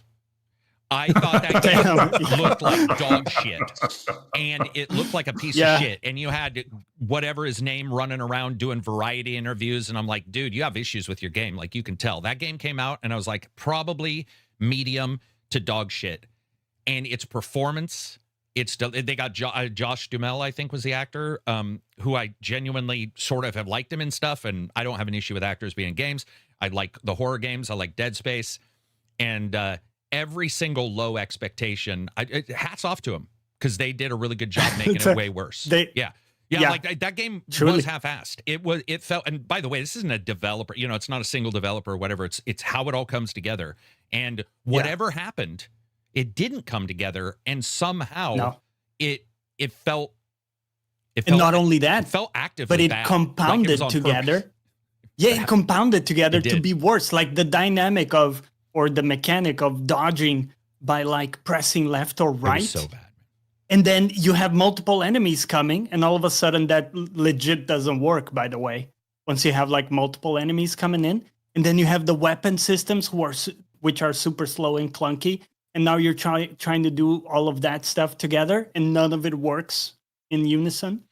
There's another game that you guys will have never played, but it was for the original Xbox, and it was Vikings and futuristic mixed together, which I couldn't tell you anything I would like more. It was called Too Human. A little bit Diablo, and a little bit futuristic Vikings, all this kind of, the sort of the Ragnarok stuff. Like everything was in there. Looked good, right? Dennis Dyack made it. The guy, he made, what is that? The Sanity game on the N64, Shining in the Darkness, I think is what. No, it's not Shining in the Darkness. It was, but whatever. He made a really cool horror game or two. And I remember turning it on. And I was probably 7 seconds in. Like just seeing the first animation. And I was like, uh-oh. Uh-oh. Uh-oh. And then Cadiz is with me, and he's like, it's not so good. It's not so bad. And that was one of the only arguments we've ever had where I was legitimately angry that you would even have the audacity to say that there was something. Dude, you would attack with this is like Advent Rising, a game that could have been amazing, but it's a shitty combat. This is the reason why I remember this is you mentioned the dodge.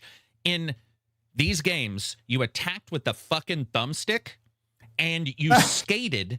You're an armored Viking guy with guns and shit, and you skate. You do not run towards the enemy. You would skate and slide and hit them, and you would just hold the stick towards them, and they would do like katas. It was the worst. It was so bad that you were just like, this cannot be, it can't be the game. Like, this has to be an April Fool's, and the game comes later. Yeah. It just, there's no chance it's that bad. And Advent Rising was the same way. Yeah. They tried to do flick aiming on it, and it was one of the worst experiences. I love the game because I love the story, but the gameplay itself was some of the worst gameplay I've ever experienced. Spanky Steve, $5 super chat. I'm behind on the pod, but I'd like to see SOCOM or the old Conflict games shadow drop. SOCOM, I know. What's Conflict? Does it rings a bell? That might be. Eternal says, CDPR 2027 is great now, but that launch was a catastrophe after so much hype. Yeah. We're not going to get into that because I'll just fucking bitch the entire time. But yeah, liars. Just saying it. Complete fucking liars. That game was a disaster. That game should have never came out.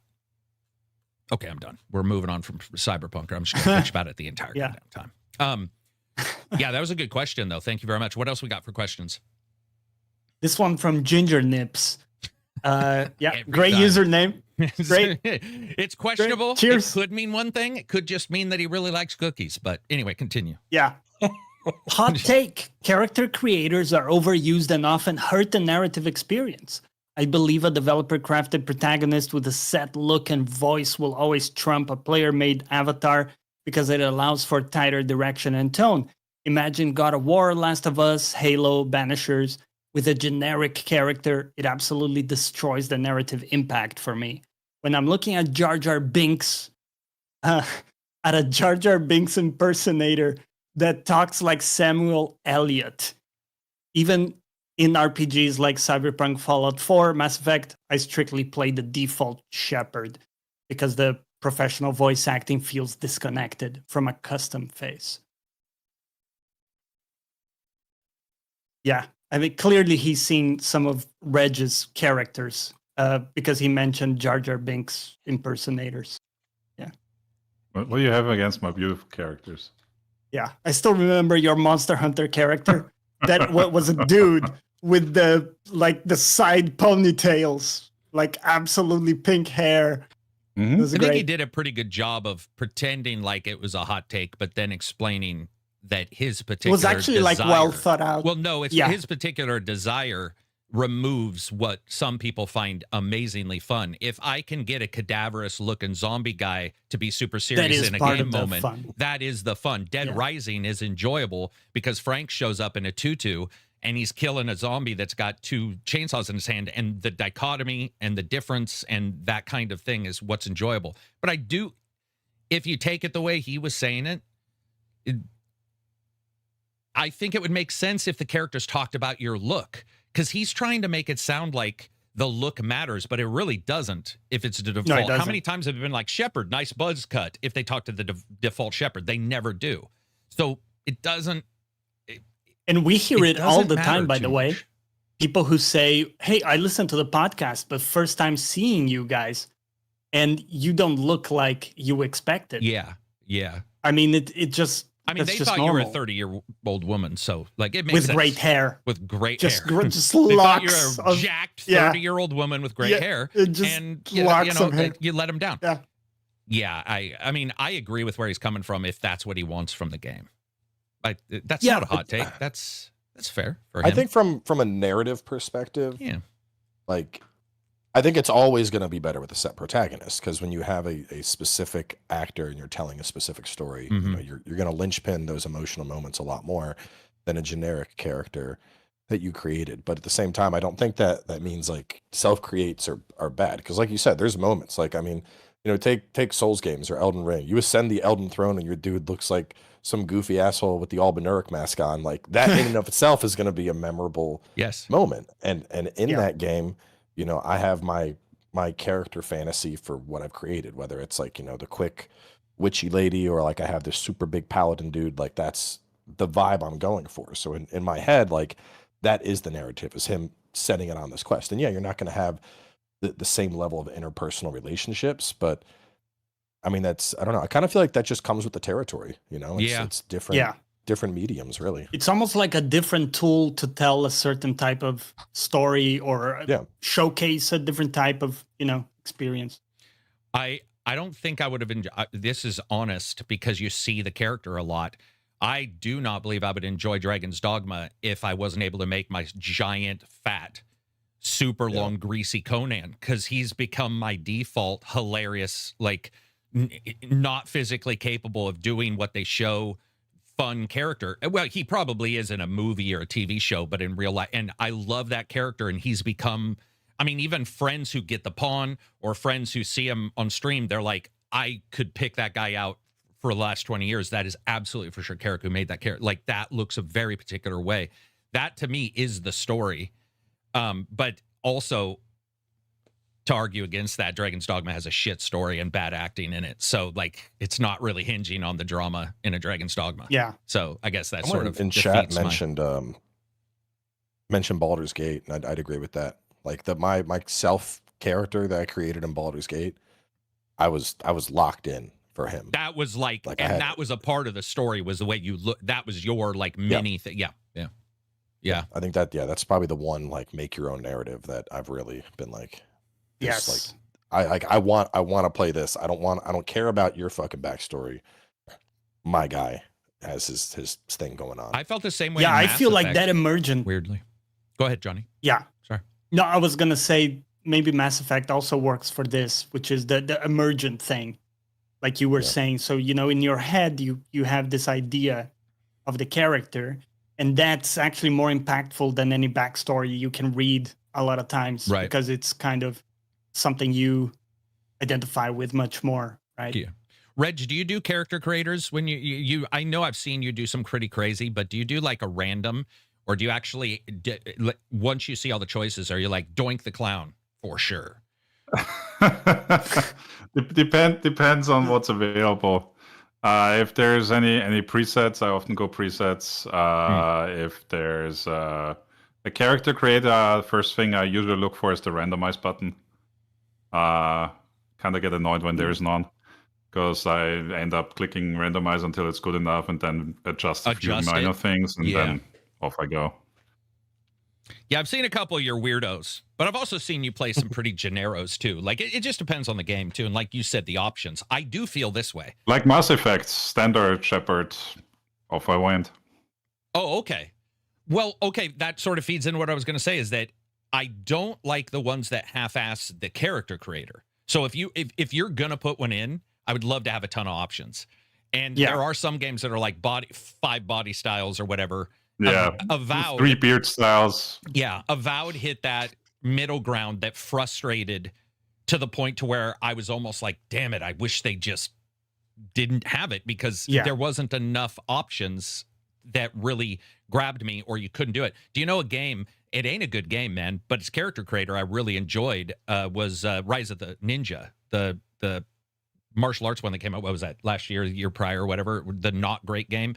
But it had like hair. You could put like a ponytail on top of the normal hair. You could make like layered hair. You can do all this crazy stuff. And I was like, that's, that was cool, because I got to make somebody that just didn't have hair number 4.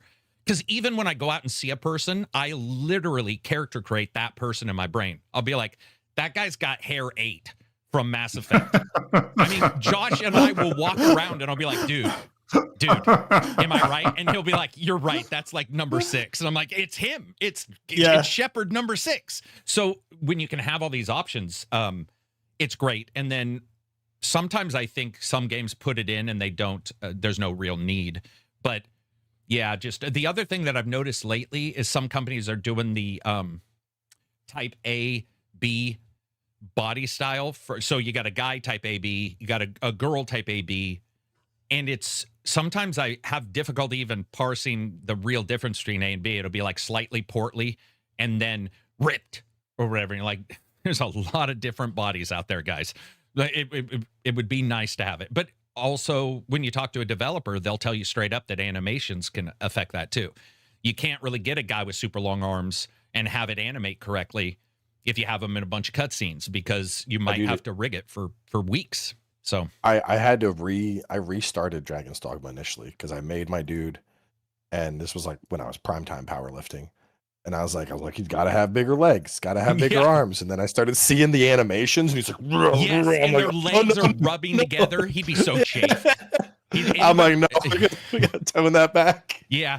When I do love doing the leg thing, but the animation almost never works for big legs in any game, and it makes sense. I certainly, there's other things to worry about, but I'll see a guy who's like clipping through himself. You're like, all right, this doesn't necessarily work. Also, it is funny though, we're 30 years into really heavy gaming, and they still haven't fixed capes. It God, stuns they're just me. phasing into everything. Dude, capes or helmets where everything's bouncing off each other. You got people, everything's clipping, and you're like, seriously? 25 years of gaming, and we just... And what's interesting to me is that dev doesn't say, this clips, guys. We can't do this helmet. Like, we can do another helmet. No, they just send it. Rid of this they helmet. go for it. Yeah, instead they ship it. Because I always have a big sword in games. And I think like every game, it's always been like phasing through my armor, or like, when I move, it's kind of like inside stuff. I just ignore it at this point. I'm like, I don't care. As long as I get to swing the big sword, I'll be happy with it. What I like It's is like one of those logistics. Like, how does Guts actually carry his sword around when it's back there? Is it hooked in? We don't know. And He needs to be able remember, to yank he that couldn't shit yank out. it out. Yeah, exactly. The sheath would literally have to have a slice in 80% of its length to pull the blade out because his arm wouldn't be long enough. So yeah, you buy it. What I do like though is sometimes I'll be running around in a game and realize that the sword in the sheath is a good 6 inches away from the body of my character.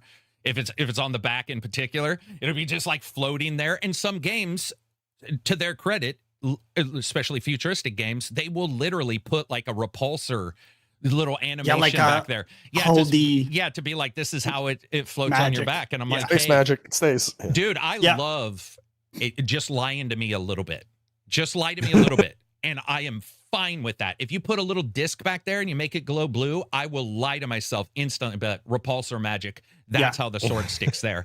Because Nier Automata, crazy androids on heels. Mm-hmm. Yeah, it makes sense. I get it. The sword floats. Dude, that's one of the best times in my life of reviewing games was Nier Automata. I'm not going to say who. I think I probably have before, but I was playing it and there was a little bits we could show. And one of the guys in the industry contacted me. He's like, "Is that game as fun as it looks in the clips you're showing?" And I'm like, "Dude, yeah." Like, it's something truly special. It was truly special, man. And it was back when there was a little less hyperbole and cynicism, and you didn't always have the one guy there. Now it's like, if I like this, you can't. And back then it was a little bit more, I don't like this, I'm disengaging. And instead now you have people saying, "Hey, by the way, I don't like it, didn't play it, let me tell you for 15 minutes why." And you're like, you're not part of the conversation. You're not engaging in the thing. Why are you even talking? Just shut up and go away. And it's become that. So with like Nier, now I'm sure have somebody be like, "Well, she's sexualized or whatever." It's like, yes, that's it. Yes, she is. Let's move on. But it's going to be weird to see how games are. I think it's toning down a little bit, which I'm actually sort of happy for. Feels like it feels like a bit it's toned down. There's a little less of that in particular, that kind of argument that's going on, but we'll have to see. I wish they would make another Nier. It was so good. Loved how Ghost of Yotai did the animation for her big sword. The Nodachi? Oh, yeah. Okay, now I get you. Yeah, that was a good game. I really liked. The Ghost games are good. I really enjoy those. Did you do the second one, Cowboy? Did you play Yotai or Yote or whatever? Yeah. Did you like it? Yeah, I went all the way through it. Yeah, it was pretty good. I liked one better, but yeah, I think the thing with a lot of games last year, like we had a lot of sequels where it's like they were good, but it didn't feel like, I liked the original. The original was good. It's more of what we had before. So it's like, I like steak. I'm always gonna like a second steak, but like, sometimes I like missionary, but sometimes doggy's in. Yeah. Let's mix it up. We did this one last time. Yep. I no, it is true though. That because we talked about like certain games in the step up Neo 2 to 3 or whatever. It's hard not to expect something completely better, but at the same time, if you diverge too much, it's not even in the same. Why even call it, a sequel or in the same? If you're changing so much that it doesn't even look or feel the same, it's like you might as well not use that sequel name. You got to find that sweet spot where it's like you're evolving, but you're still familiar. I really did enjoy the jump in that was very quick in that one, but I also enjoyed the slower jump. That's the other thing, man. They both had a lot of strengths. There was like a lot that I liked about both of them. The same thing happened with Horizon Zero Dawn, where like I liked the first one. There was a lot I liked, but then there was a lot I really liked in the second one. And weirdly enough, once I got done, they did feel distinctly different, even though I don't think they are. I think just in my head they felt that way. I like how Witcher 3, this is Ref. I like how Witcher 3 did it with Geralt tilting the scabbard before, he would tap the end of the scabbard. That's a Rockstar kind level animation. How many companies would go, "Hey, guys, he hasn't finger tapped the sword to put it away." And that was pretty cool where he'd like tap the bottom of the scabbard so he could get the sword in the back. That was sort of next level. Yeah, when somebody's really good at animation, it matters. John, what is somebody giving you shit? Was Randall bitching? Johnny? Oh, I died. Jonny, your audio's dead. Can you guys hear him? Oh, sorry. I accidentally muted myself. Yeah, I was just going to say, I've been agreeing with stuff. So I was saying, yeah, a bunch, apparently. Oh, gotcha. Getting bullied by that guy. Yeah. That's what they're doing in chat. How dare you agree with... Yeah. Fuck off. Dude, I hate that kind of shit. It's one of the things that, especially when I had it on Spotify one time, we had this guy who's just absolutely losing his mind because we had the audacity to do a podcast, and while we all felt differently about the game, we were agreeing with one another's takes on what they were saying. And these people are probably watching, Sweaty Gold or whatever his name is. And so they're accustomed to everybody bitching and hating one another. And it's like, dude, somebody likes the game. We say fucking, yeah, we agree with it. There's more to do. I've heard people literally say they want more arguments. And I'm like, we've argued before, but it's pretty rare. I also think there's things that matter much more than video games to argue about. If you guys tell me Death Stranding 1's a good game or Cyberpunk was good on day one, we're going to have an argument. Like if you guys meant it, right? But why would anybody really say that? I mean, it wasn't. I enjoyed those games. Let's move on. Yeah. It wasn't. No, but I mean, so let's say you enjoyed Cyberpunk day one. I would just be like, you're a pawn from Dragon's Dogma. You're simple. Right? That's you. I am. And I also had a really good computer at the time, so I didn't have a ton of the issue. Flexi Mecha says, sometimes before I load up Ghost of Yotai, I like to eat a chocolate starfish. It's good for you. It's good for you, Flex. You probably have pink eye and an aggressive version of pink eye. I'm just saying, you should get a shot for that. What else do we got? Any other questions in the old Chattamaroonie? I do have a couple questions on the Telegram. This one from Norsk Imposter. Have you ever injured yourself in such a way that you couldn't play games? I had my hand in a cast around GTA 2 launch, so I was playing it like a crab. Oh, he still played it? With the cast? So I guess he went like claw, like... Have you ever injured claw yourself? Grip. Oh, sort of like what you were talking about, Cowboy, with lifting. We were getting ready to play Watch Dogs 2, and I went with Cadiz, and we switched up the entire workout because I get really bored quick. And I was like, let's do nothing but tries. And it sounded like a really good idea, but I woke up the next day and I got pretty close to chamber where you get the blood that doesn't want to leave the muscle. So I got to where I couldn't get out of my shirt and I couldn't lower my arms down or I'd wait for a long time. And I remember that was probably one of the worst because it would take like 10 minutes to become comfortable and play the game. But I don't think I've ever hurt myself to where I couldn't, No. Like that kind of thing. My back, we've talked about backs before. I've definitely hurt my back where sitting in a chair is where you're sweating and because it hurts so bad, but you're like, I really want to beat Neo or whatever. That's backs are easy to hurt though. Like I've seen young people who are like 18 hurt their back, and it's like it's the great equalizer. You sort of wish it on your enemies, really kind of is. thing. Yeah. Have you ever hurt yourself? It's the central Cowboy, point and of you failure. couldn't review a game? Have you ever like lifting or anything? No, not as an adult. As a kid though, I borrowed a bike and the brakes on it were reversed. And so I tried to hit the front brake, did a front flip.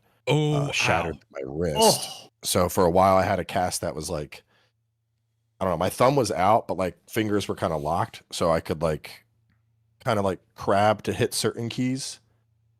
But this was like back in high school. So, it was a lot of like early PC gaming. Thankfully wasn't outside of like StarCraft. You didn't have like super high inputs going on.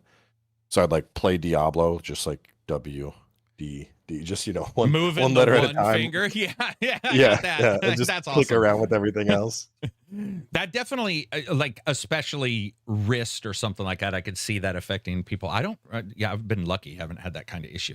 I think also, like you said, it depends on the year of the game, because the old days, other than your, Unreal, Doom, you could play 90% of them with one hand. I mean, leaning back and just pecking away, and you were pretty good to go. These things are becoming complex as shit. Like lately, I mean, if I look at the most complex game I've played in a long time, it would probably be Where Winds Meet.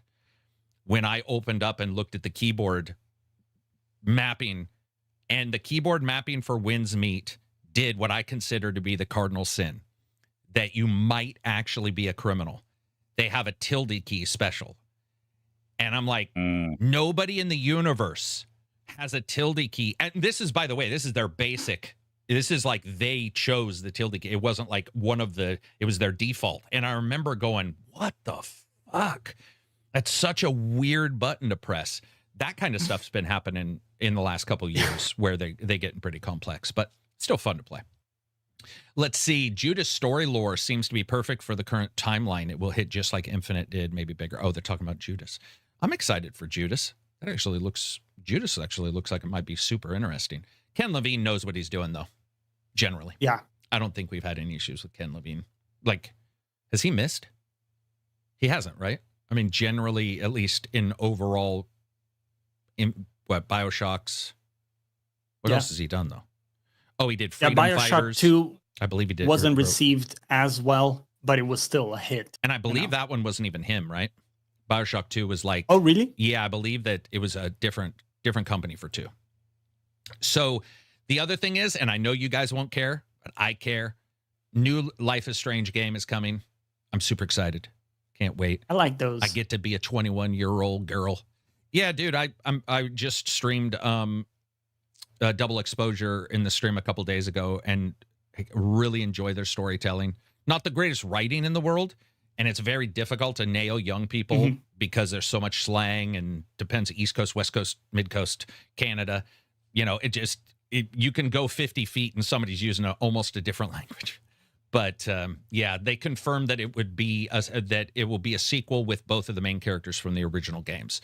So personally, to me, I cannot wait for that. I also think with Dispatch doing well, maybe you'll get more people jumping in. I know Dispatch isn't the same thing, but it's the same thing in ways. You know, adjacent. Adjacent. Yeah. Definitely. And then, yeah, Division boss left. So I did want to talk about this. So 27-year veteran, the Division massive, their main guy left to go to Battlefield. And it was asked last night if I felt that there were more people shifting in the industry than maybe in the past years. And I went and looked and did some numbers. It was very difficult. It actually doesn't necessarily look like there's as many. But what it does look like is that multiple companies are being hit at the same time, whether it be lack of funds or whether it be a change. And these long-term guys are saying, now's the time to switch, if there's any time to switch. And Capcom, didn't Dragon's Dogma producer leave? Or yeah. So yeah, he left Capcom. He left Capcom. And by the way, I'm sure I'm missing 100, especially for Japanese companies, because lately there have been some big moves. But with the guy from Division, I mean, 27 years, guys, that guy made the culture. I'm sure, you know, the arc of everything, the upgrades, that guy was in charge of everything. At some point, he just wanted to go and work on a different game, and makes sense. Battlefield's probably because of its success, trying to ramp some stuff up. And there's some excitement there, you know, of moving. I think people want there to be a conspiracy for everything, but I've left both my jobs without a conspiracy. You know, just like it was time, something else came up it was adjacent, it was connected to that industry, and I was like, hey, this sounds cool to me. Most plausible explanation usually is people are leaving in good faith, you know, in good terms, and they're just interested in doing something. It's Ubisoft, so everyone's assuming. Yeah. Oh, did you lay him off? Did the CEO try to fuck his wife and he quit? Like, always. Yeah, there's always something with Ubisoft. You'll see something happen at, like, I'm just mentioning a company. I truly don't mean this company, but like Insomniac. People are like, good luck to you. Have a good one. We're going to throw you a party. And then somebody be like, the guy at Ubisoft won $1 billion in a Powerball, and he's decided to retire. No, he didn't. He for sure was fired. He was touching people at work. And you're like, what the fuck is going on right now? It's such a weird division and discussion around it. But Yeah, I mean, these guys are leaving, and honestly, I think it's probably time for, because when the lead's there that long, they're bringing up people below them. Those people will be able to step in and I think Division obviously did insanely well for Ubisoft. So like Division 3, they're putting their time in, and this guy gets to go work on a company that sort of reinvigorated themselves, because Battlefield's, I'm not lying, man, they haven't been great. They haven't been terrible, but let's be honest, man. Battlefield games are sort of, they were always like, do you not want to play COD? Well, Battlefield exists. And I feel like that, I'm not being rude, I feel like it reversed. No, it kind of is. Yeah. It kind of is. Yeah, it goes both ways. But yeah. This year it reversed. And this one was interesting, at least. Yeah, this year it's like, hey, Battlefield's legit. And I know that everybody wants to say a month later, people left the game. No shit. Yeah, it does happen. And maybe that's a steeper drop off. It does happen, though. And Call of Duty is sort of if you're not going to play Battlefield, there's Call of Duty. And I feel like it might be a great time to jump in, and that company's probably putting more money into Battlefield. So you want to go. You want to go and work on something that's different. It's crazy how like there's a statistic. It's like out of like top 10 grossing games for each year.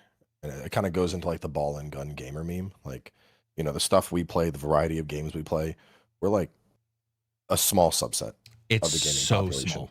Way more. It's just like out of the top 10 games of the year, you might have one RPG that breaks in a year. Yep. Like Elden Ring, I think when it was out, X33. Like besides that, everything else, no, it's like FIFA, COD, Battlefield, FIFA, NBA, you know, some other sport game, you know, Football Team Manager. Like those games just do they do the numbers, even though they are treated as like oh, you fucking COD gamer. I mean, the worst example of this and the best example, and I get that people don't like it, but you got to hand it to them. Roblox has more people playing it than Steam has totally online. 33 million people were playing it. 33 million. Yeah. I just want to point that out. That's insanity. That's insanity. It's more people than were on all of Steam. And you look at those numbers and you're like, okay, that's completely crazy. And Call of Duty, people return to it because they enjoy it. It's one of the reasons why I hate the discussion where people do get caught up in like this little niche and they think that's all that exists. And it's like, you do realize mobile exists, or you do realize that these other, nothing exists but, you know, these particular niche games. Just the Asian market, like your Wuthering Waves and Genshin's. Dude, huge insanity. Yeah. Like they did, like, because people are always like, oh, you know, the Game Awards should be all fan voted. If it was, every single Genshin for music. Yeah. Genshin. Wuthering Waves won the fan that vote, category, right? Yeah. Just insane numbers. Yeah, I feel like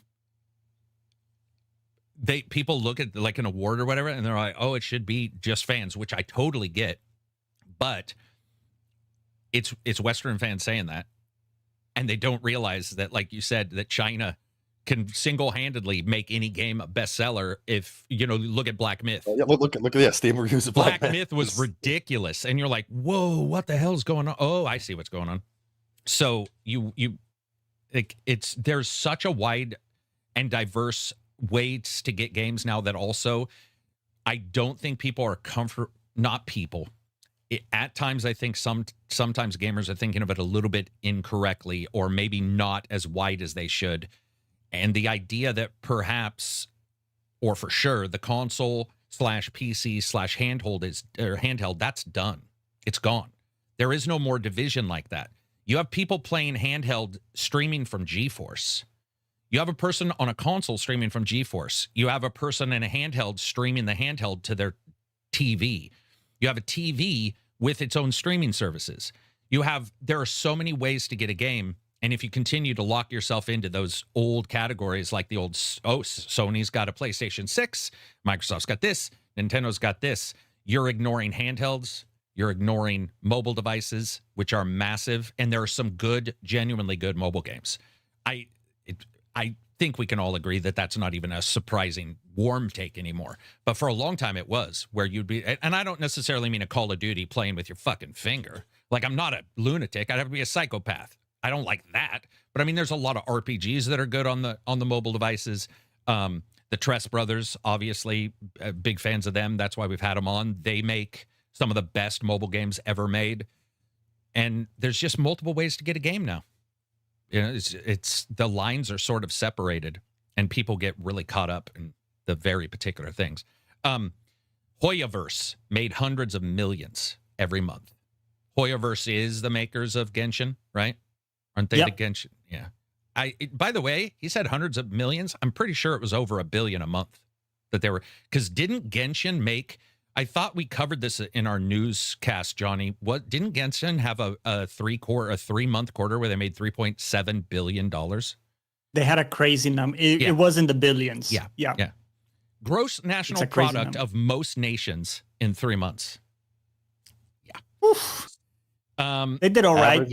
Averages 175 million early on, with recent reports showing fluctuations in 30 million, 35 million in October 24, and 27 million in May 25. Dude, I wouldn't. So now it's into maintenance mode, and that game's still pulling in 30 million a month on average. Yeah, that's great. It spikes anytime they get like new content that comes out. That's great. I mean, great for them. I know, Rej, you played Genshin, right? You liked Genshin, didn't you? Yeah, it's a pretty good game. Very good game. Good combat. Free to play was it fair? Did it feel like the free to play? Okay. Yeah, I don't spend any money in those games. So you could play it completely for free. The only thing, if you wanted a specific character, that's where you needed to roll for them, and eventually put money in and stuff. Yeah, I do feel a little bit like somehow we talked ourselves into believing microtransactions were only tiles on a screen in an Assassin's Creed game, and people don't treat the gotcha stuff in the same way. And I'm like, dude, that's still come on, what are we doing? But it feels like roulette and craps to me. They're both sort of the same thing, but I know I'm wrong. They also bypassed that entire system because you could buy a Genshin account with the character you wanted for like $3. So you would say, pirated account from somebody. You're talking. It was in like the game? You buy it on eBay or something. Oh, or I forgot like where you bought it. Like $3, you go there. It says choose the character you want to start as. Boom. Here's an account. Somebody in China plays it. They just farm it or whatever. Yeah. And I bought gold from WoW when I was a kid, man. Well, not a kid, but I bought gold from WoW, and I mean, I don't remember. I don't think I got hacked, but I definitely. They'd be like, "Here's." I bought gold in WoW for sure. Hey, here's $1 million, and you're like, "Thanks." The only one I draw the line at is like what I would consider to be more singular experiences. Like when people were trying to sell runes in Elden Ring, I'm like, this is fucking stupid. This is like. If you want runes that bad, you can farm that shit fast. Hell, boot up cheat engine, give yourself a billion runes. Like, yeah, true. Do not pay these people a fucking single penny for giving you runes or souls in a soul game. Yeah, you can find a Discord server. There's some drunk dude named John at 2:00 on a Saturday. He'll drop 50 hero souls for you if you just ask him. Probably. Dude, I never even thought about that, but I do have friends who will grind a game that I'm like, I don't really want to jump in because like it'll take a while. I could just be like, hey, here's the password, username, jump in there, you grind it because you love the game, and then I'll just get it back from you. I hadn't thought about that. Yeah, it's true. But again, yeah, there's so many different ways to get these games, and like I said, 20,000 games just last year. It's ridiculous. So the idea that people are too surprised that some of these games are exploding. I'm always surprised when a game will say, yeah, we sold a tremendous amount, and the numbers are getting higher and higher. So I'll hear a tremendous amount, and they'll be like, we sold 200,000. I'll be out. Tremendous. Is that tremendous now? That's the numbers are getting weird. Yeah, I think the Roblox thing screwed my mind up a little bit too, because that number I thought was added a 0. I legit thought that it was a mistaken number in the news story. It's a full order of magnitude above. It doesn't make any sense. I mean, yeah, it's crazy. Yeah, it's awesome though. I mean, hey, I know a lot of people who really like their Fortnite as well. And I mean, Fortnite isn't even, how some people treat the games like offensive, I guess. They're like, I can't believe Fortnite exists. I look at Fortnite and go, dude, I love D&D, but Monopoly exists. Like,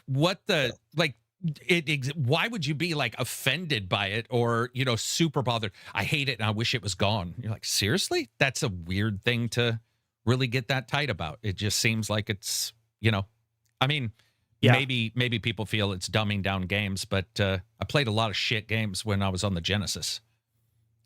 So I've also had somebody try to tell me that bugs didn't exist back then. You were paying for them too, then. And I was, dude, serious amounts. 60, 70, about $110 for virtual racing because I had an extra chip in the Genesis.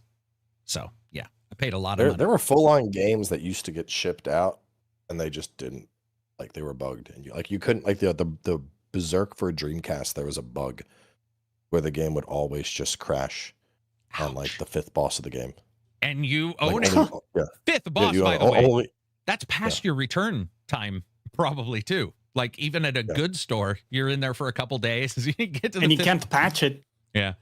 Star Control and the Sega Genesis only worked on some Genesis. They didn't know why. They found out later it had a memory register that only the new ones could write to. So you'd be playing Star Control and it would just stop working after hours of playing for some people. And it's just like, sorry, buddy, you're screwed. What else we got for topics, Johnny? Well, got some more questions. Go for it. I'm going to let my dog out. That sounded like I'm going to take a poop. I'm not. It's not slang. I'm literally. it's not code. I got to drop the dog off real quick. Yeah, just let this dog out. Phil Strider says, "Hey yo, what's a core gaming memory for you guys? What was the thing that got you into the play space, and how has your overall style, choice, taste in gaming evolved over the years? Happy Friday, peeps."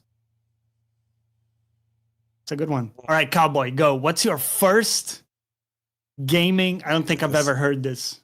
This is what's so the lore hard. behind like? I mean, the earliest. Oh man, we're going back 30 years right now. You got like little Cowboy. You know, you're just picking up a controller. Or was it PC gaming? Maybe I don't know about first. I think probably one of my first like real memorable gaming moments was like the Christmas that I got an N64. And like I have a couple memories before that, but it was like playing games with friends or trying stuff out. But like I remember that Christmas morning, went downstairs as a kid. I had the basement to myself and an old TV down there. Plug in the N64, and then like seeing that like 3D models, I was like, "Whoa, this is." What was the game like when you see that like image? Super Mario 64, Wave Race, like because I've been playing since the like NES days. You know, I remember growing up playing stuff at my grandfather's and playing stuff in the living room. And I didn't have a forget what it was, not the Sega, but like the one with TurboGrafx. Sega have like a Sega too. Sega CD. It had a Sega CD, a 32X. Yeah, it was probably that. I remember like playing at a friend's house and he had that. But I think the first like self moment was probably like when I got that N64 and plugged it up. It was just like, this is crazy. I want to play this stuff forever. Were you before then? It was like fun, but not. Oh, I wasn't gotcha. Locked in. Gotcha. What about you, Reg? The first one was probably Pong for the TV. Damn. Like the little console that had nothing but 2 dials that you had to hook up on the antenna to get onto the TV screen. Yep, right and left bolt. Hook those up. Mine was Pong as well. That was the first one. Then the home office PC from my dad was where all the gaming happened after that. Did you have to hide the games? Was your dad that kind of dad that was like, what are these games? Oh, yeah, he was cool with it. No. It was the family PC. Was, I don't know, 5 years old or something. Already booting up a PC at 5? Yep. Nerd. I'm just joking. That's cool. I got ripped on by my dad so much because my mom was a teacher. So like when home PCs started rolling out, like we had one of the early Macs, and then so I got into PC gaming at like a pretty early age. But like even as I grew into a teenager, I mean there'd be nights in the summer, it'd be 3 a.m. I'm up playing StarCraft Brood War, and I'd hear my dad getting ready for work because he was an engineer. He'd drive trains, wake up at about 3:30 in the morning. And I remember I'd be like, fuck, if he finds me, I'm so much shit. So I'd turn off the screen. I would hide under the computer desk and wait for him to leave. And then like either sneak away or just get back up and start playing some more. I also remember that he sometimes like exchanged games with his colleagues at work. So early days of piracy. Oh, where damn, the copy protection of was that the manuals were hard to copy for the printers. So it was like black font on dark red paper. So you couldn't really copy it. And that was the protection. You get the little plastic red thin plastic and you'd put it over the days of the games where they asked you is like, what is the third word on page 77 page of the manual? 77. Yeah. God. Or the wheels for Bard's Tale. They had the wheel with the cipher on the edges and it'd be like A, B, X, Q. And you'd be like, and then it'd give you a number and you'd be like 331. It'd be also, like, I you own distinctly this. remember when it came to school time and then trading games with people there that back at that time, I was very confused why some of the discs wouldn't work for me because we had an IBM PC and others had like an Atari. An So Atari or why an is this Apple? not working? Yeah. It's a disc. What about you, Johnny? So my first gaming system was the Super Nintendo. I grew up in Brazil, and my family struggled to get it because we were kind of like middle class. Did you have to join like a kumite and fight off other kids? I didn't get the details, Karak, about all that, but I'm sure something was done in the background. But I got that. I was so excited, and I remember playing a ton of Mega Man X. I learned all the bosses in that. I still remember them, and that incredibly hard fucking TMNT game, Teenage Mutant the Ninja Turtles. legendarily hard one for the yeah, like the back in time, whatever. I can't remember, but that one is legendarily hard. Yeah, it was great. I loved it, but man, was it tough. Yeah. So great. a SNES. Mine was Pong, but the real memory isn't a video game in the sense of video games. I had the LED Snake game, and it was a big plastic case and a screen. And I was in the oncology ward because I was going in for chemotherapy. And my mom and dad bought me, it's not a Rubik's Cube, it's a snake Rubik's Cube. They look like snakes and you would flip it. It was like a little bit easier than a Rubik's Cube. They bought me that, and they bought me this snake game, I guess you'd call it. And I remember turning it on, and I remember when I was done, like 10 hours had gone by. And for a kid who was sick, that was probably one of the best things that has ever happened to me, where I remember I forgot everything, like a good book or whatever. And I remember putting it down, going like, it's dark outside, what the hell? And from that point on, I was just chasing lights on a screen, man. Yeah, dude, it was so weird because, and I loved the physical thing because I think Dwayne, my uncle, bought me that, and I was like, oh, this is cool, it's something to do.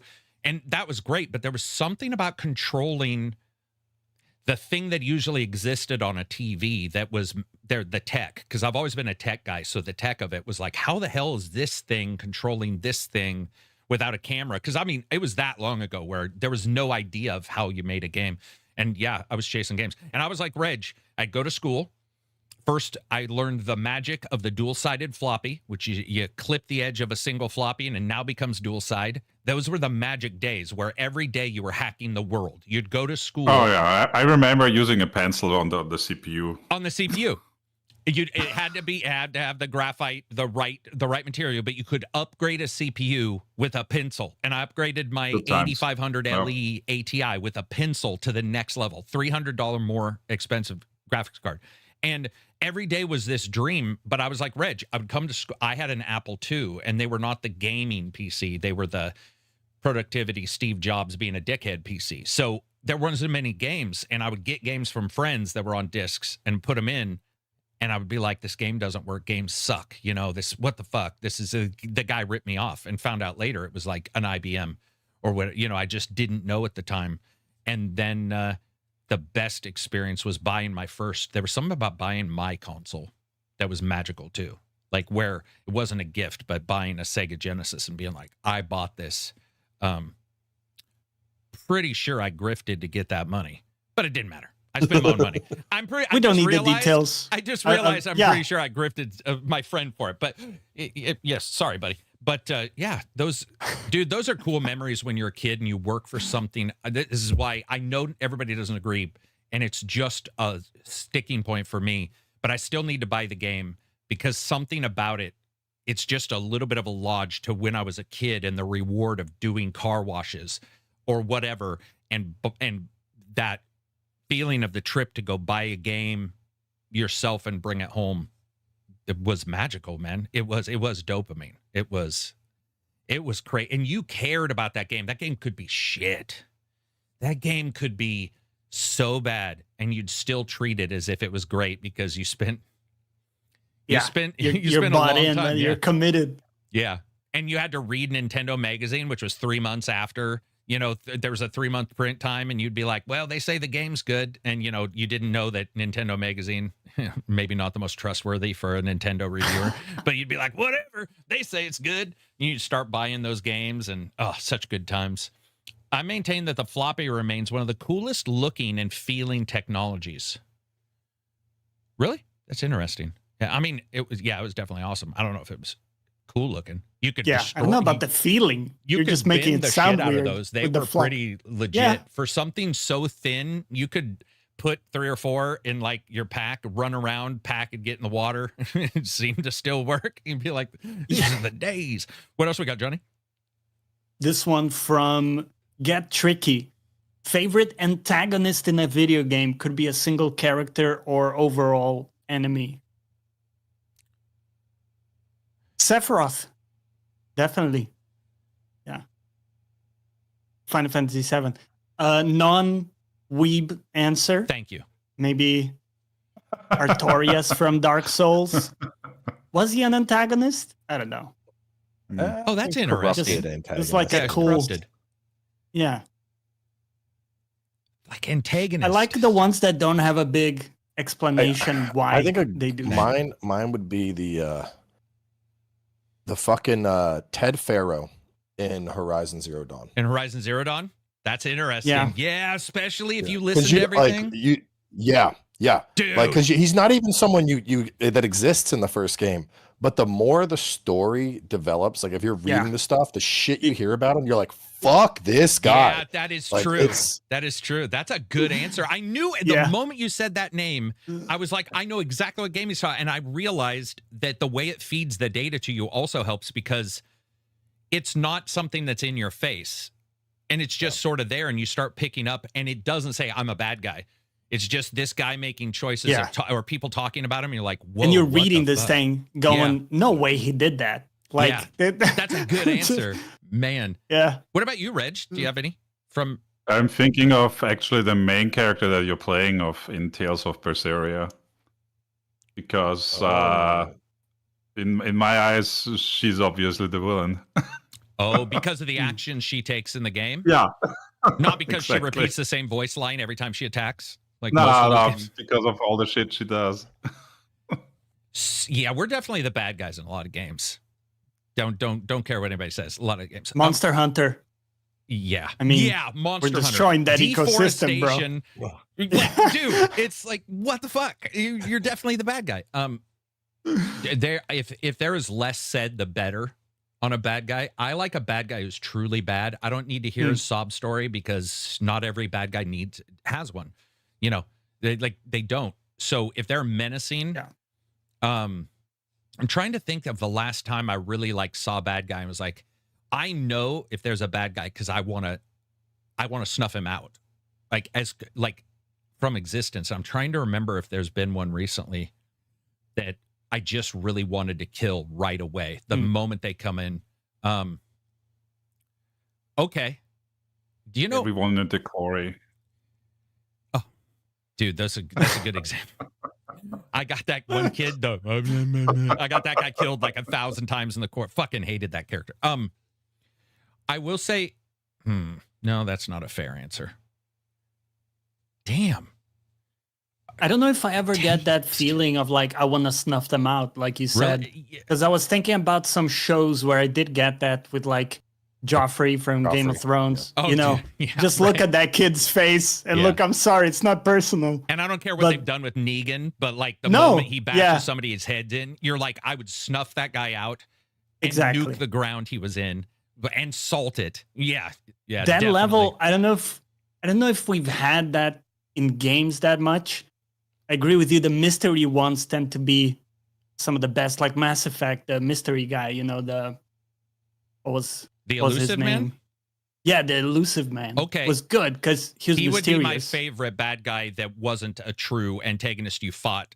Even though, by the way, there's if you read the Mass Effect making of book, they had a level where you fought him and they decided it was too firepowery. They were like, we wouldn't kill him this way. He wouldn't choose to fight us this way. So we removed it from the game. So you don't fight him that way, but as an enemy and a overarching just presence, it's Martin Sheen. It's pretty hard to not think that's pretty cool that he's even in a game, let alone having an interesting character. Bro, you telling me that was Martin Sheen? I Yeah, never it's knew. West by the Wing's way. president. Yeah, the president from West Wing. Yeah, it's Martin Sheen. Yeah. Okay. You didn't know that? Oh, Wow. okay. Yeah, I dude, never I'm a knew big that. fan of that guy in shows. For some reason, might be the vocal. But Yeah. not Nihilus, I'm sorry. The one from Star Wars Knights of the Old Republic 2, they've got the white face and they suck the force out of everything and they kill entire planets by taking the life force. I think it is Darth Nihilus. That character was just out of the blue, and I really like that kind of, this guy is so bad that bad doesn't even work as a word. They're like unredeemable. I like the unredeemable character. I like that guy who's just that POS, like a Joffrey. If you got that in a game, I feel like that's such a cool driver. It's such a, I don't need to hear everything about him. Well, I thought this and some people agreed with me, so we decided, like a BioShock or whatever. That's great for BioShock, but it doesn't make a good enemy. It doesn't make like somebody I want to seek down and I want to snuff that guy out. And when you get one in a game, that's magical. And you're right, it's pretty rare. Seth, dude, I should take it back. I shouldn't have weebed you because you're actually right. He's a good enemy from Final Fantasy. Yeah, he was a good villain. Because you want to snuff him out pretty much. I mean, I think after a while you do. Yeah, that's a good. Recently, I got that a bit with Dispatch. Like you get to the end with Shroud. Oh yeah, you felt that way with him. Yeah. Yeah, agreed. Like, I got can to we just that, kill I got this to that guy? choice. I was like, you're fucking. Yeah, just kill this guy. Yeah. Oh yeah, there was no. Okay, that's a good point because when I got to the end, there was no choice for me really. No hesitation. It was like, no. It was like, oh no, Like, there's the ending I got, I strangled him down with my hands. Yeah, that's a good point. Like, that's a good point. Yeah. Oh man. I only watched season 1, but Walking Dead, I was like, just blow his brains out to Norman's character. Really? I didn't. Oh, Baldur's Gate 1. Nathan says, Dispatch is weird. Hey, look, the big boss. All you had to do is threaten a dog's life and the whole situation goes awry. Yeah, cool study this morning just got announced that after studying it for 20 years, human sorrow at an animal dying is now considered exactly equal to a family member. So if you threaten to kill one of my dogs, I would kill you. I don't think there's anything in my brain that would stop me from trying to kill you if you like had my dog and were going to shoot it or something. I don't know how this would happen, but if that happened, yeah, we're just imagining Shroud holding your dog. Like, I mean, in all honesty, I wouldn't even hesitate for it. But I think that goes for anything where you're like threatening to murder something to something you love at the end of your means. This is interesting because we were talking about this the other day on stream with kids too, because I felt that way about my pets, but now because the other day the cat scratched my daughter and I was like, she does it one more time, she's a fucking outside cat. Yeah, now. right. And people are like, well, what would you do if like the dog attacked? And I'm like, my dog has growled at my kid once and I put the fear of God in them, but like even loving my pets, like if I don't know. I come home and the dog is mauling one of the kids, like I'm breaking that dog's neck in half. Without a shadow of a doubt. Yeah. I think that's you could even say if the kid, you obviously want to point this out, I'm not saying you'd snuff a kid out. I'm saying if the kid was beating on the dog, you would also have some kind. Oh yeah, that kid's getting in deep shit. Yeah. So when I was a kid, I did have a BB gun. and my dog ran Oh by. boy. And I was like, well, let's see how good a hunter Karak is. And I aimed at the dog. And before I could fire, I heard the door open. My dad came over, grabbed the gun, threw it, and it's still in gravity orbit somewhere. Like, I've never seen a gun. He threw it, and it was like Superman. We never found it. It just kept And accelerating. He didn't spank me. My mom did, who was scary as shit when she spanked, because my mom really believed in making sure that you knew you got spanked. But yeah, you would have a reaction in any of those things you cherish. I think that's good. Games just don't From all the do it times very you've often. mentioned it, I've done developed that. a healthy fear from your mom, by the way. Dude, my mom's I'm a just big- loving as hell, but that passion goes both ways, man. She'd be like, turn the ring inside out. I'm just joking. She didn't do that. What were you going to say? I do like borderline Hammurabi type shit. Like, because between the two, I have the 5-year-old and the 2-year-old. And like the other day, they were sitting around and he just runs up and he cracks her in the back of the head with a pillow and she hits the floor. And without missing a beat, I just get a pillow and just boom, like full force adult swing, knock him on his ass, and he starts crying. That's how it feels. And my wife's like, you can't hit him that hard. I'm like, well, now he knows what it fucking felt like for his sister. Yeah, Like, kids. she is a baby. How Don't old- fucking do that, dude. How old are they compared to each other? 5 and 2. So she's like toddler learning, Ooh. I want hugs phase. And he's like, I'm gonna be a dick just Dick because phase. I want to be a dick phase. Yeah, I mean, it's rough with siblings too, depending on the year, the differences. As somebody who knows what it's like, and mouthy as I was, I did get beat up a lot by my older brother. And my parents' arms were probably really tired of pulling us away from each other because, and the thing is, but the moment somebody would threaten us, my mom and dad would have been, Oh yeah, hell both have of no them, yeah. fury, right? So, and I just don't think games can do it very well, guys. I don't think I think there's something with game. Okay, sorry, I came up with one. There's a character that I hate more than almost anybody else, Abby, in The Last of Us 2. So Me, really? I despise her. I tried to kill her when I was playing her because the way she, now listen, did she have a right to kill? The way Joel did the stuff he did, it was a different thing. But when I played that, I just like with, what's her name in Spider-Man? Mary Jane. I tried to get Mary Jane killed in Spider-Man so many times by leaving her in the I terrorist would like area. to think we all did. Yeah, Yeah. I despised her, but I didn't hate her in the same way.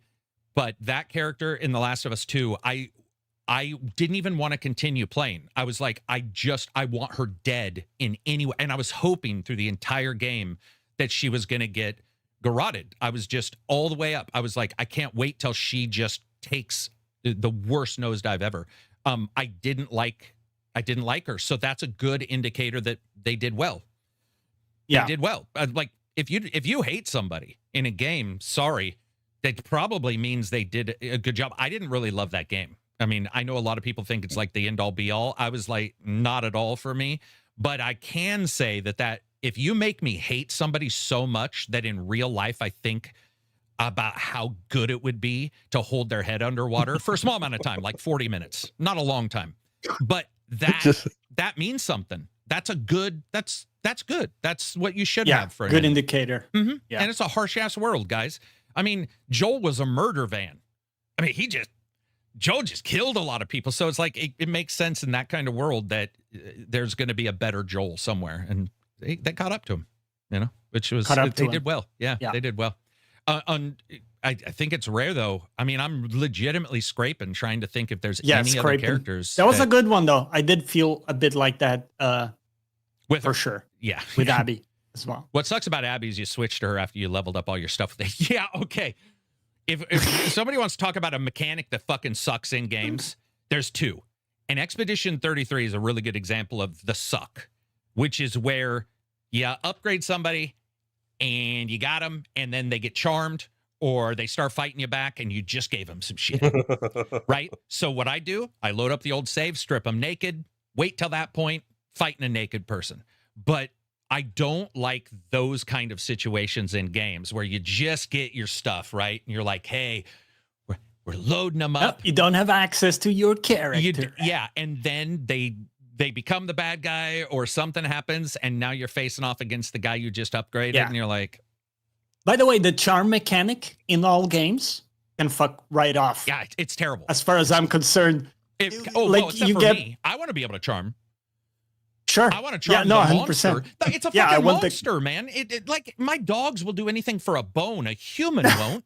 So like it makes sense if I have charm, but if the bad guy's charming my guys, no, it's not. I don't like it. I hate it. It reminds me of the mimic in Elden Ring. How like you could go, Oh. you're going to you're gonna have a fucking staff in each hand and no magic to cast with. Dumbass.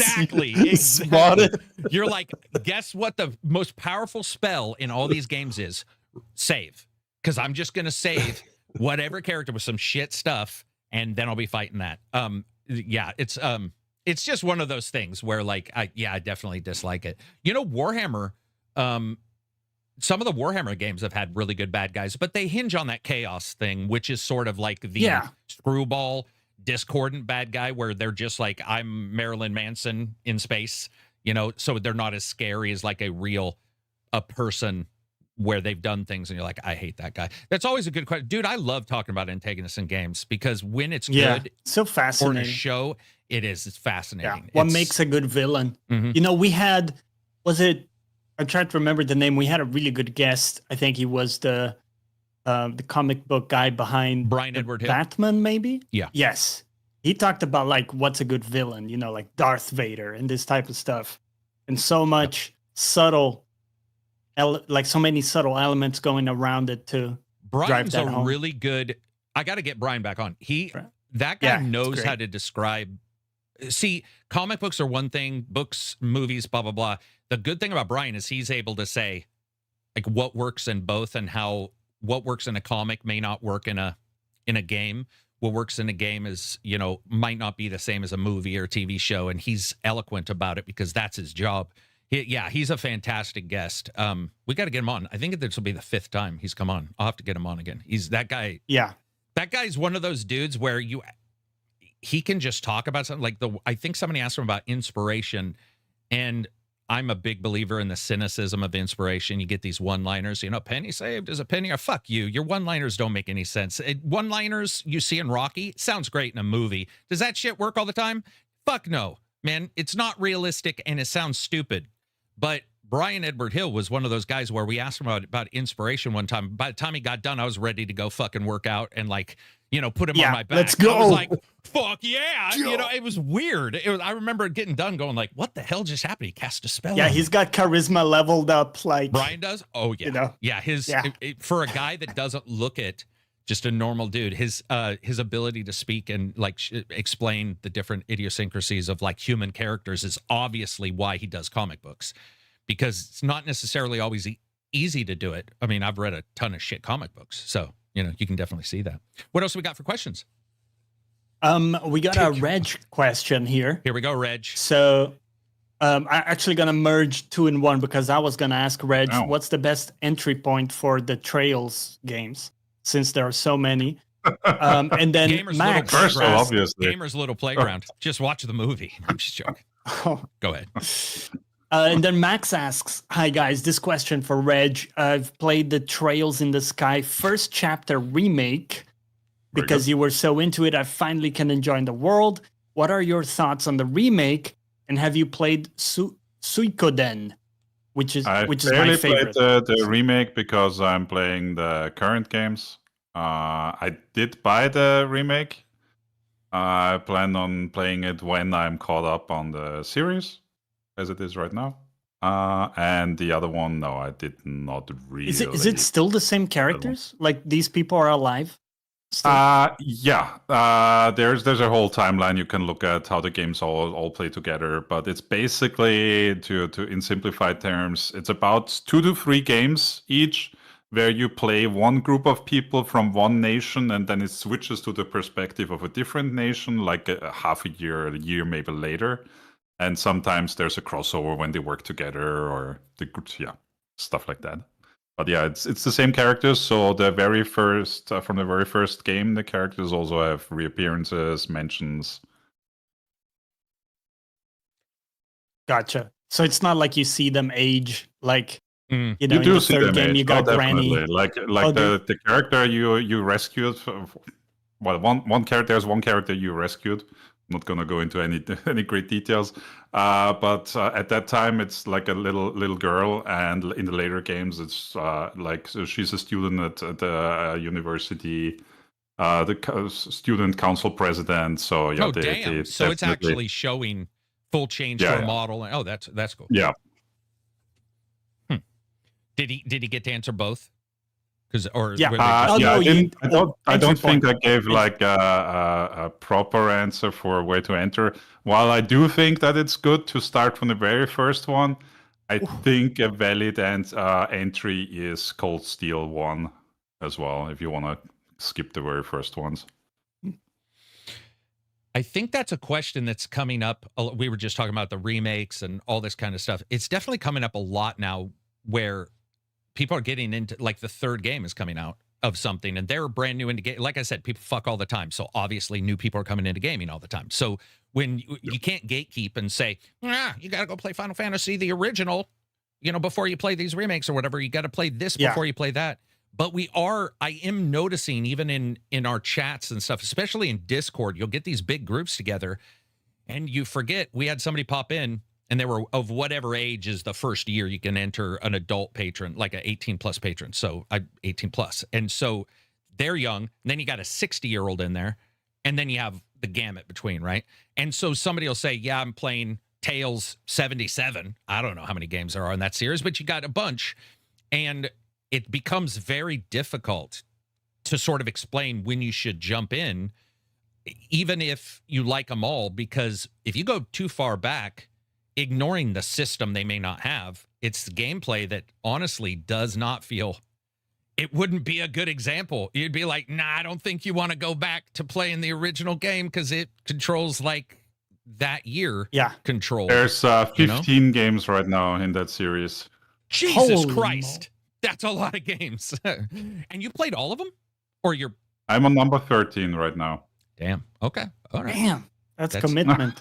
That's I mean, Final Fantasy obviously is a good example, but I did the video.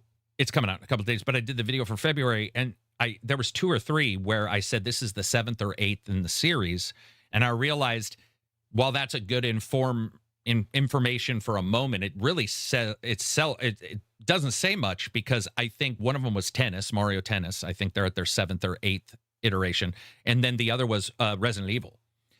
And I'm going to tell you straight up, if somebody tells you to go play Resident Evil 1, they hate you as a human. They don't like you, and they want you to die. Nobody would ever say, go play the original. Like, that's ridiculous. Subject yourself to this camera. Who would play that fucking... Yeah, it was redonkulous now, to the idea of going back and playing that. So... Have you gone back to play the first Witcher? It's so rough. I didn't like the first Yeah. Witcher or It's the... hard. It's hard, It's and it feels hard. like dog shit. It Yeah, feels you're like, bad. oh, Did you? fuck. Okay, can I ask you something? I felt like 2 has a magic to it, not throughout the entire game. I feel like 2, you could see a lot that they were making some pretty big leaps in quality. Does that make sense? There was something about 2 that I was like, I get where they were headed, because I played 2 and then I played 3, but I didn't remember much of 2. And then I went back and I was like, oh, the jump between 1 and 2 is massive. And then the jump between 2 and 3 is good, and it's big, and it's got all the stuff. But they really learned that whatever they tried in 1 was not a good idea. The weird stances and stuff and how it worked out in the combat was just not, it was not good. That game was rough, man. Rough. Yeah, don't. Witcher 3, hey, Gamers Little Playground, go watch a video of the fucking cutscenes and then jump to 2 or 3 more likely. I think 2 is good, but not good enough to probably want to return to, you know, when you look at it. But I got a similar question the other day. Like, someone was asking what's a good entry point for Souls games, and I wonder what you think, Cowboy. I said Dark Souls 3 because I think it's kind of like smooth and a bit more user friendly. What would you say? I mean, I'd say objectively the most welcoming entry is just going to be Elden Ring, because of everything it offers. But I think the thing with Souls games is, like, for the most part, the core gameplay loop from Demon Souls all the way until now is the same. So like even if you wanted to go back and start with the original, you'd still get a feel for it.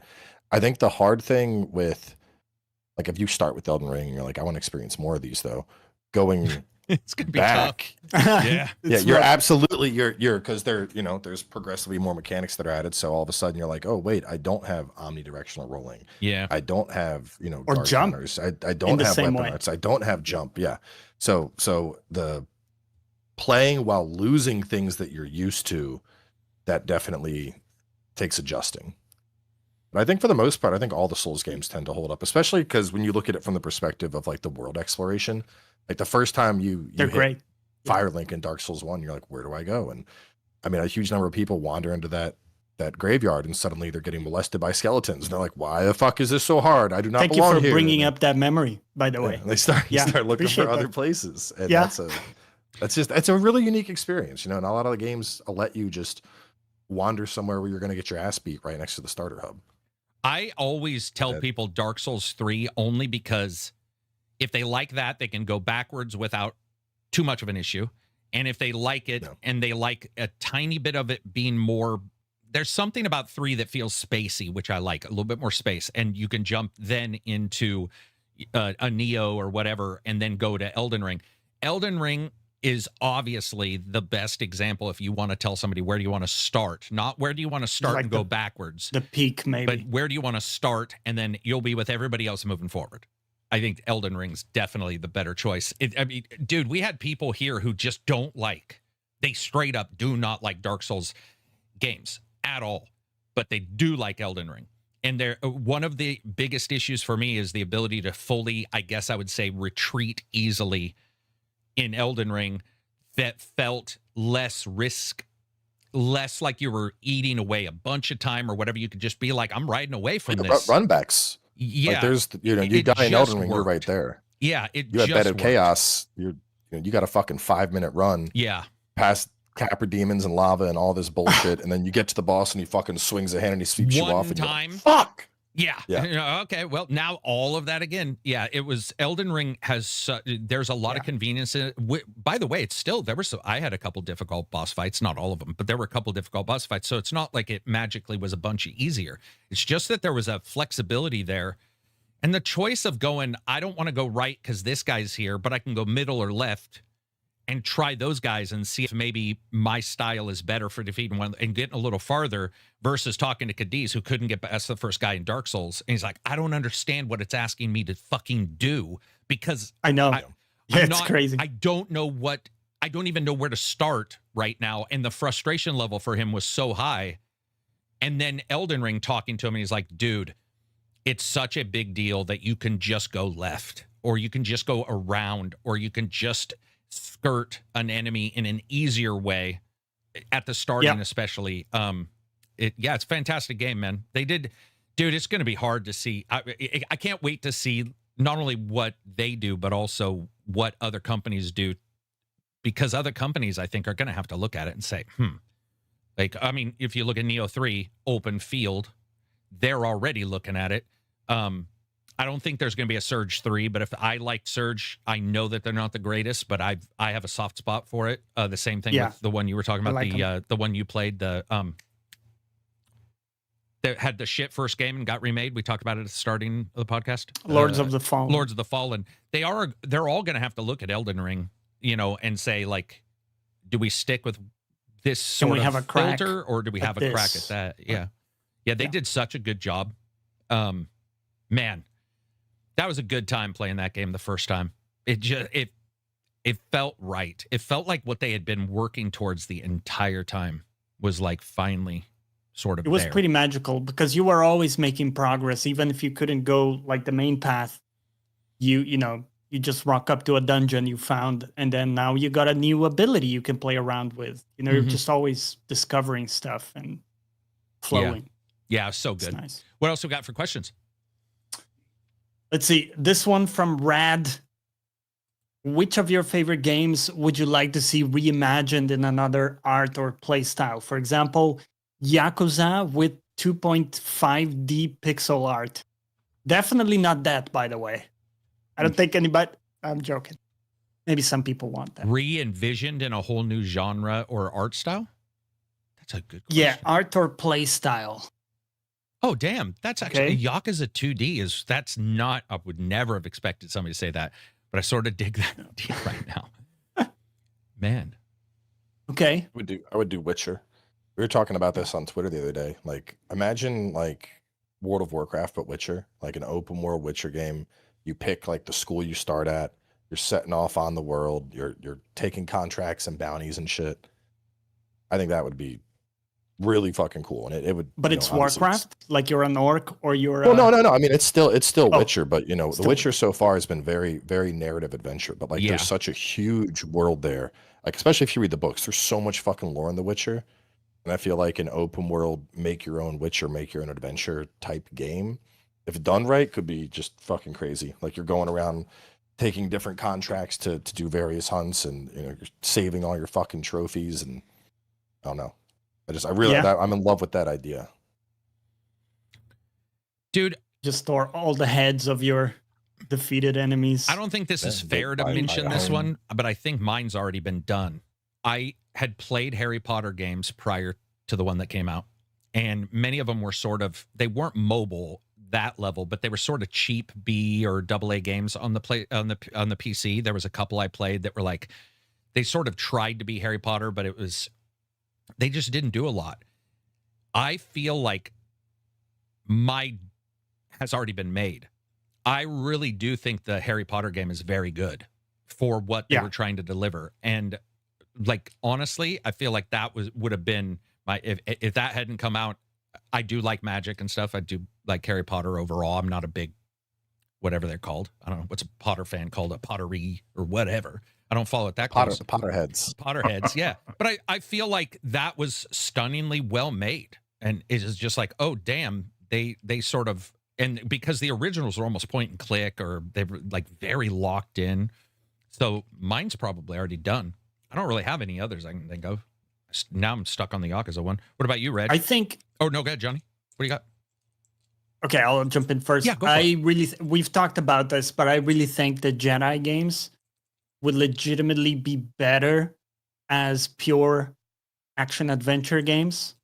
Think of like Horizon Zero Dawn, stuff like that, instead of the Souls. And I love Souls. Listen, I've played like a ton of those games, but I don't think it works that well. You know, we've talked about like the meditating with respawning enemies magically. Just something about that whole song and dance, despite being a great game, I feel like it would flow so much better as an adventure game. You're just clearing the areas. It sucks. You know, you're progressing in a more Yeah. It's More like Yeah. what's the one with fucking Star Killer in it? the Star Wars Unleashed or Wait, Force Unleashed. Force yeah. Unleashed, yeah. Like more like that, or more like Knights of the Old. I think he means more like Unleashed, because we just talked about it last week, and the description was just like removing the Dark Souls stuff and making it pure action, like a pure, you know, like just with the skills and everything. I mean, the Dark Souls stuff just made no sense in that game. Stormtroopers it's just spawning. It just fucking was not. It didn't need to be there. Yeah, it was just a lot of that stuff was odd. I would agree with that for sure. Do you have any, Reg? Not really, because I don't know. I'm playing the games because of what they are versus what you wish they would be. So it's very rarely that I go into a game and think I wish it was different.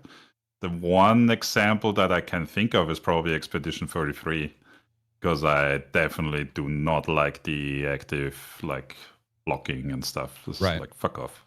It's not for me. Here we go, chat. Somebody's hot take. You don't like the game. I think when it comes to like an Expedition 33 with a very specific style of gameplay, it makes a lot of sense that a person would really bounce off that heavily if they didn't like it. It makes it like, I know that for whatever reason, there's a probably paid for astroturfing kind of weird shit that goes on with that game that has made me question, even when I hear anybody talk about it, that I'm like, that is weird. We're at cult level now. Like, you guys are for sure worshiping at a serpent's head at night. Like, this is some creepy shit. But it makes sense that a person would bounce off that game. It's not that hard to imagine. It's hard for other people to imagine, which is weird to me. But yeah, I get where you're coming from. I think the honest truth for me is the reverse of a bit of, maybe not a reverse of what Cowboy said, but I would like to see a lot of MMOs or RTSs as like third-person action. So I don't know if you guys remember this, but there was going to be a StarCraft third-person action stealth game. Yeah, the Nova one. Yes. And I got to tell you, I don't even love StarCraft, and I was jonesing for that. I was like, oh, that could be amazing. I think a lot of RTSs have great story. I think a lot of the MMOs have good worlds and these awesome stories, but they feel MMO-y, you know, like collect 16 livers. For some reason, some elk don't have livers, and you don't get a liver from them. You're like, how the fuck is this guy alive? And then you get the logic break. So the idea of having a Witcher-style game or something that was in World of Warcraft or StarCraft, that's exciting to me. I would love, because I like a lot of MMOs, but I almost never like them for their gameplay because most of them play in the atypical 1-2, 1-2, 1-2-3, 1-2-4, 1-1-1 pattern.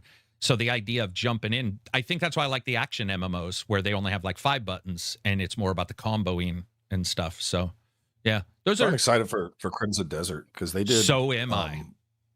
Yeah, what was that? The Black Desert Online, like that. Until you got to the like, hey, you might have forgotten we're a Korean MMO. You're gonna spend the next 4 hours killing these mobs. Like until that point, that was some of the most fun I've had with an MMO. And then I got there and I was like, oh, okay, I'm sorry, this is not for me.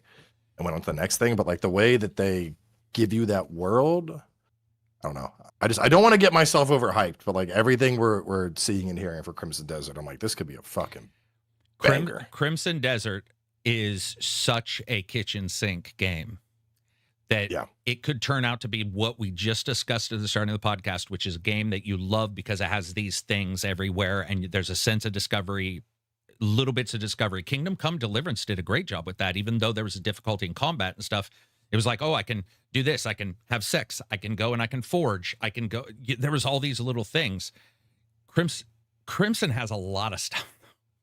And the only thing I will say is the people who do previews on it, they have very clearly, I think the tagline for that game is, damn, it's a bit rough.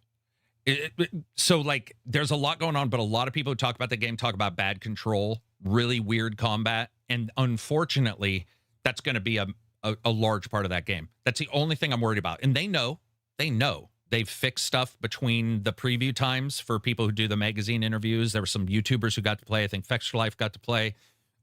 There's been improvements. I am really excited for that, but I'm the same way as you. I'm going to probably stop watching anything a couple weeks before it comes out. That's the other thing. I don't want to get too excited, Cowboy, because I feel it can be delayed tomorrow. You got GTA coming out. There's all these other titles, you know. Well, GTA might be getting delayed too. And GTA might be getting delayed. Yeah. It might be at 27 now. Dude, what if GTA... GTA. I mean, I got Neo 3 in like 2 weeks, so I'm fucking set for we could have no other games for the rest of the year. I am gonna be going so fucking hard on Neo, bro. I'm so fucking excited for Neo 3. Well, I think also, despite my little worries about it, I think Neo 3 looks pretty, like, you know what you're getting, looks pretty good. They know their shit. I think with Crimson Desert, there is that they made an MMO and now it's not going to be. And so there's a worry there. But I don't think there's any one game I want this year. I mean, GTA would be cool, but I don't play GTAs like other people can play them for like thousands of hours. And I'll do the campaign once and I'm probably out after that. Yeah. Anything else, Johnny, for questions? Couple last ones here. Roll this one from Max. What do you think of maps in games? I was playing Jedi Fallen Order and got lost many times because of the confusing map to backtrack to missed locations. Had to watch Cowboy's walkthrough to find all the secrets. Good man. How should games approach multiple levels, floors, design? Oh, in a map where you have that weird shit where you push up or down on the digital pad. Because remember that map had visual indicators for like, hey, you haven't gone through here. Or like, hey, you can't go through here right now, meaning maybe later, this type of stuff. And you could see it in 3D. Do you know what I would like if you're gonna draw me? If you want to leave breadcrumbs for me to follow, if I can't turn it off, which I will, but if I can't, those breadcrumbs need to make sure they don't lead me to an invisible wall, which still happens in games where you'll be like, okay, this is the waypoint, and it'll be, it'll draw around a rock or whatever, and you'll be like following it, and then suddenly you can't figure out how to get up onto a ledge because you've been following the maybe you passed a place to jump. I think maps overall aren't great in games, but maps, not to be rude to anybody who likes maps or collects them, other than you're a weirdo. I'm just joking. I think maps aren't great anyway. Maps were never the greatest. If they were, we wouldn't have GPS. Maps they're a particular way in which they do things. I think 3D maps are great, but have you guys ever played a game and the 3D map looks like you're on the right part of the level and you find out, you missed a spot? Altars did this. There was multiple times when I was playing the Altars where I thought I was going the right way, but there was something that was in the way. I couldn't go. I had to go around. They're just the Elden Ring expansion in a nutshell. Yes, true. True. Where am I? No, I'm 100 feet lower than I should be. Yes, and then you're looking up, going, I don't even know how to get up there because I've sort of not been paying attention. So I'm trying to. What's a great map in a game? I'm trying to think of like a map that really is something I feel like was a big bonus in a game. Metroidvania maps. Because I'm gonna fucking, I want that, like when you're playing, Blasphemous, Silk Song, whatever, and you see like, okay, that little square is fucking complete. That's like in my brain. I can check it off. Oh, right. I know that square's cool. done. Especially the overlay, when you can do an overlay sometimes and play with the overlay, even though I leave it on for too long, and then I'm like, well, now I'm just playing the overlay. That's actually a good example. Prince of Persia did that. Man, maps are tough. I don't know. Do you guys have any, Jonny, Rej, anything with like maps, or even anything you'd want to see improved on a video game map, like stepped up in the delivery of it? The most. Oh, sorry. Go on. No, you go for it. Okay. The most confusing part for me for maps is when there's level differences. So I don't know, something that signals which way is really up, which way is down, would be very helpful. The Trail series does an okay job of it, because there are some maps where you see it like a little faded out when it's on a different level, at least. Okay. You still don't know if it's the upper or the lower level, but it's better than nothing. That's my biggest pain point. In that game, if you were to do a waypoint, would it help you if, like, let's say the dotted line turns red to indicate it's lower and blue to indicate it's higher? Like something as simple as that? Or if it's just, I don't know, if you have like a little indicator that you're that far away from it and it's like up or down. Like a arrow. A triangle upside. Yeah, gotcha.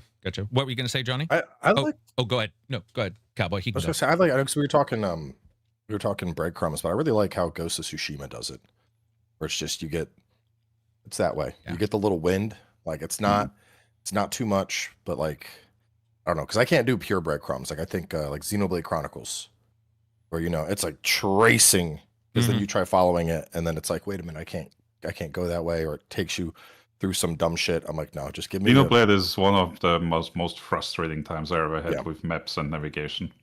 That game is terrible when it comes to that. I think that the wind, I could be wrong on this, and I'm sure somebody who develops games is going to come up with an amazing switch, but I feel like the wind might be the best that replaces it, but you can't put it in every game. I sincerely think that the wind is one of the best ideas ever, and I'm not 100% sure there isn't something that would be that can replace it without being super gamified. It works. Do we just put it in every game now? Well, that's every game now has to. Because, dude, that wind not only adjusted, and admittedly, you did do a lot of this when you first got there, especially the first Ghost. It was like, okay, this is sort of ridiculous, but the fact that the grass did it, the area around you did it, and it felt a part of the world versus any kind of line. It was hugely useful. I think it was helped by their map not being climby. in the same way an Assassin's Creed game might be, where you can either climb in some areas or some of the later ones you can climb anywhere. That game, the maps were pretty good in those games, and the wind is just fantastic. I mean, it fits in the narrative. Yeah. I don't even know of a game or what a mechanic could be. And like I said, I'm sure somebody will figure out color. You could do saturation, maybe no saturation on the sides to indicate yours. I don't know. I feel like the wind is the best.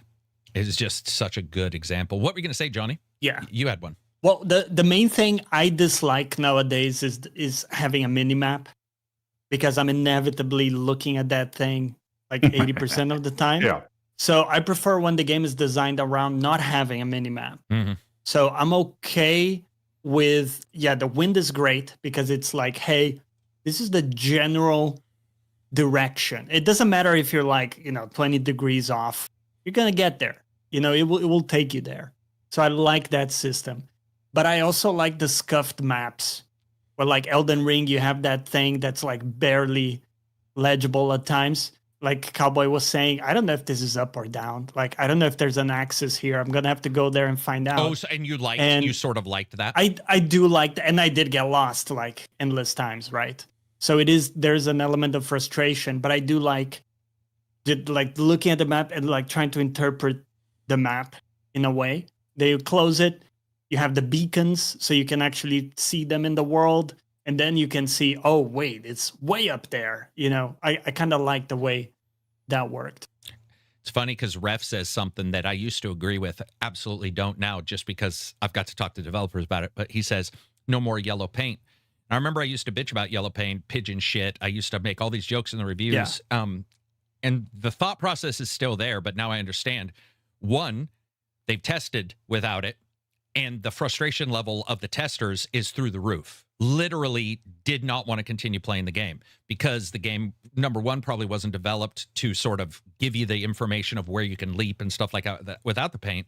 But look at Shadows, Tomb Raider Shadows.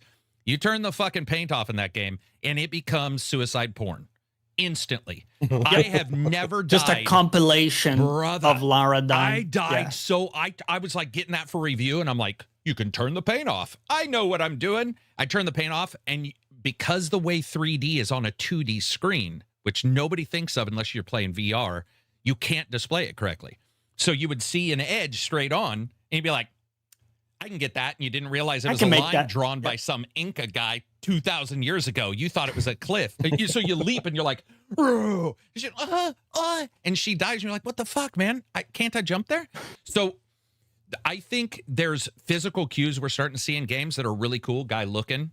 We've seen more of that in games where you climb in and you'll see the character's head sort of go up to where you can climb. But then you look at God of War. Somebody apparently just went onto every cliff face and painted a bunch of runes to tell you where to go. Yeah. So it's not going to go away. I think games will do the animation. You see multiple games where a character will like reach their hand out. Yeah.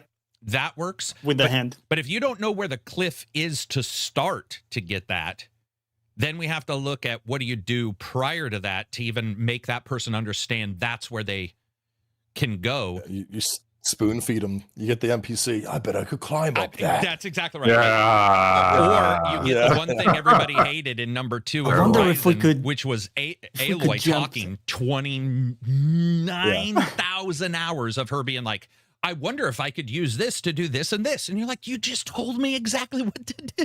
You need to calm down. I remember Andy Lanique being on here, the PR guy. He was so, man, he was frustrated with the new Horizon game because he pointed out, he's like, she just talks. She just tells you consistently everything. Backseats the whole experience. Backseats the whole game, yeah. That happened in God of War, too, with, what's the kid's name? Atreus. That fucking kid would be like, there's got to be something like, around here. At least. It's like, you can do that.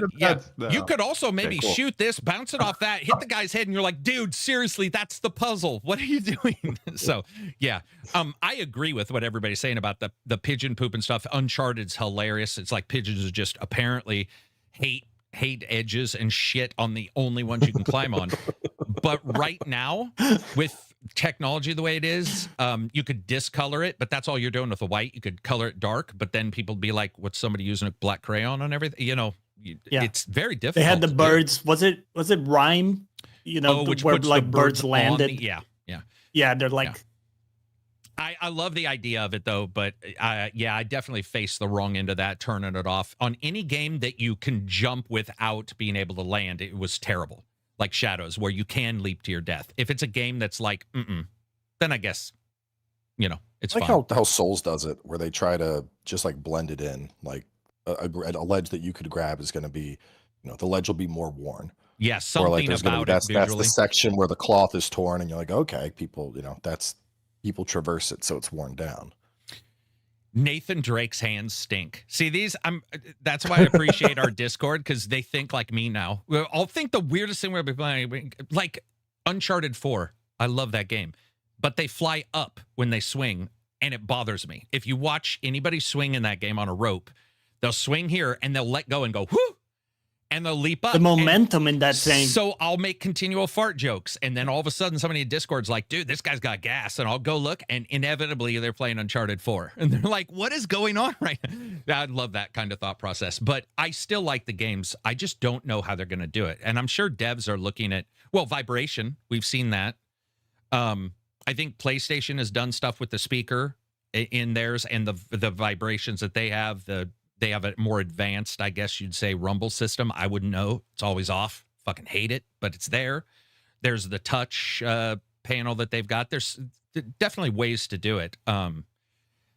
You talked about like the hand. hard. I think that can be explored more. You could have a system where when you approach a ledge, you're basically, if you're going to make the jump, right? Or you can make the jump, then your character does some type of gesture to indicate like, we're good. Can I also point out, and this is straight up true, at least in first-person games, for example, like a Far Cry or whatever, if you guys get a chance, don't turn everything off at once, but it is a dramatically different game if you turn off if you understand what the game's trying to deliver by leaving it on at first and then going into your options and start turning things off. 3D spatial awareness raises dramatically in those games, and I find your Far Cries or the first-person games where it's sort of open world 10 times more interesting when I have the HUD off, just off. Yeah. I mean, I find I'm worried about death more. Because, sometimes they'll do the vignette of red or blood. That's fine. But, instead of seeing a life bar or seeing, a number or whatever, trying to hear the gun, because most guns, they give you the 6-bullet rule, which is like the last 6 bullets make a progressively different sound to indicate you need to reload. That kind of stuff is great, and it's easy to miss if you have all the HUD on. These HUDs are pretty crazy, and people will bitch about Ubisoft. It's true. There's a lot of games where the HUD is pretty nuts now, where you're just like, damn, this has got like, so much data that you feel like you're playing Terminator because there's so many HUDs. You're like, am I a robot? That's Monster Hunter. That is Monster Hunter was Monster Hunter. This last Monster Here Hunter. are all your commands on the right-hand side. Yeah. So it looks like it fits that fucking if Ubisoft made Elden Ring meme. With yes, the amount it does, of shit they throw on your screen. Yeah. I mean, it's hard because it all makes sense on why they would want to make sure a person who's coming into it new, especially they're on their 7th game or whatever. It's like, well, one person who's played a bunch may know what's going on. This new person doesn't. Let's throw a bunch of HUDs in there. But if you've ever played Division, Ubisoft loves soft HUDs too, where the HUD takes 77 minutes to open. And you're like, dude, what is happening? I just want to look at my inventory. You hit a button and it's like, what the? Just let me transition into that for you. Harry Potter was pretty good. Harry Potter was most of the time like boom, boom, boom. It's the way we want to do it. They have the classic problem of like having to drag the reticle.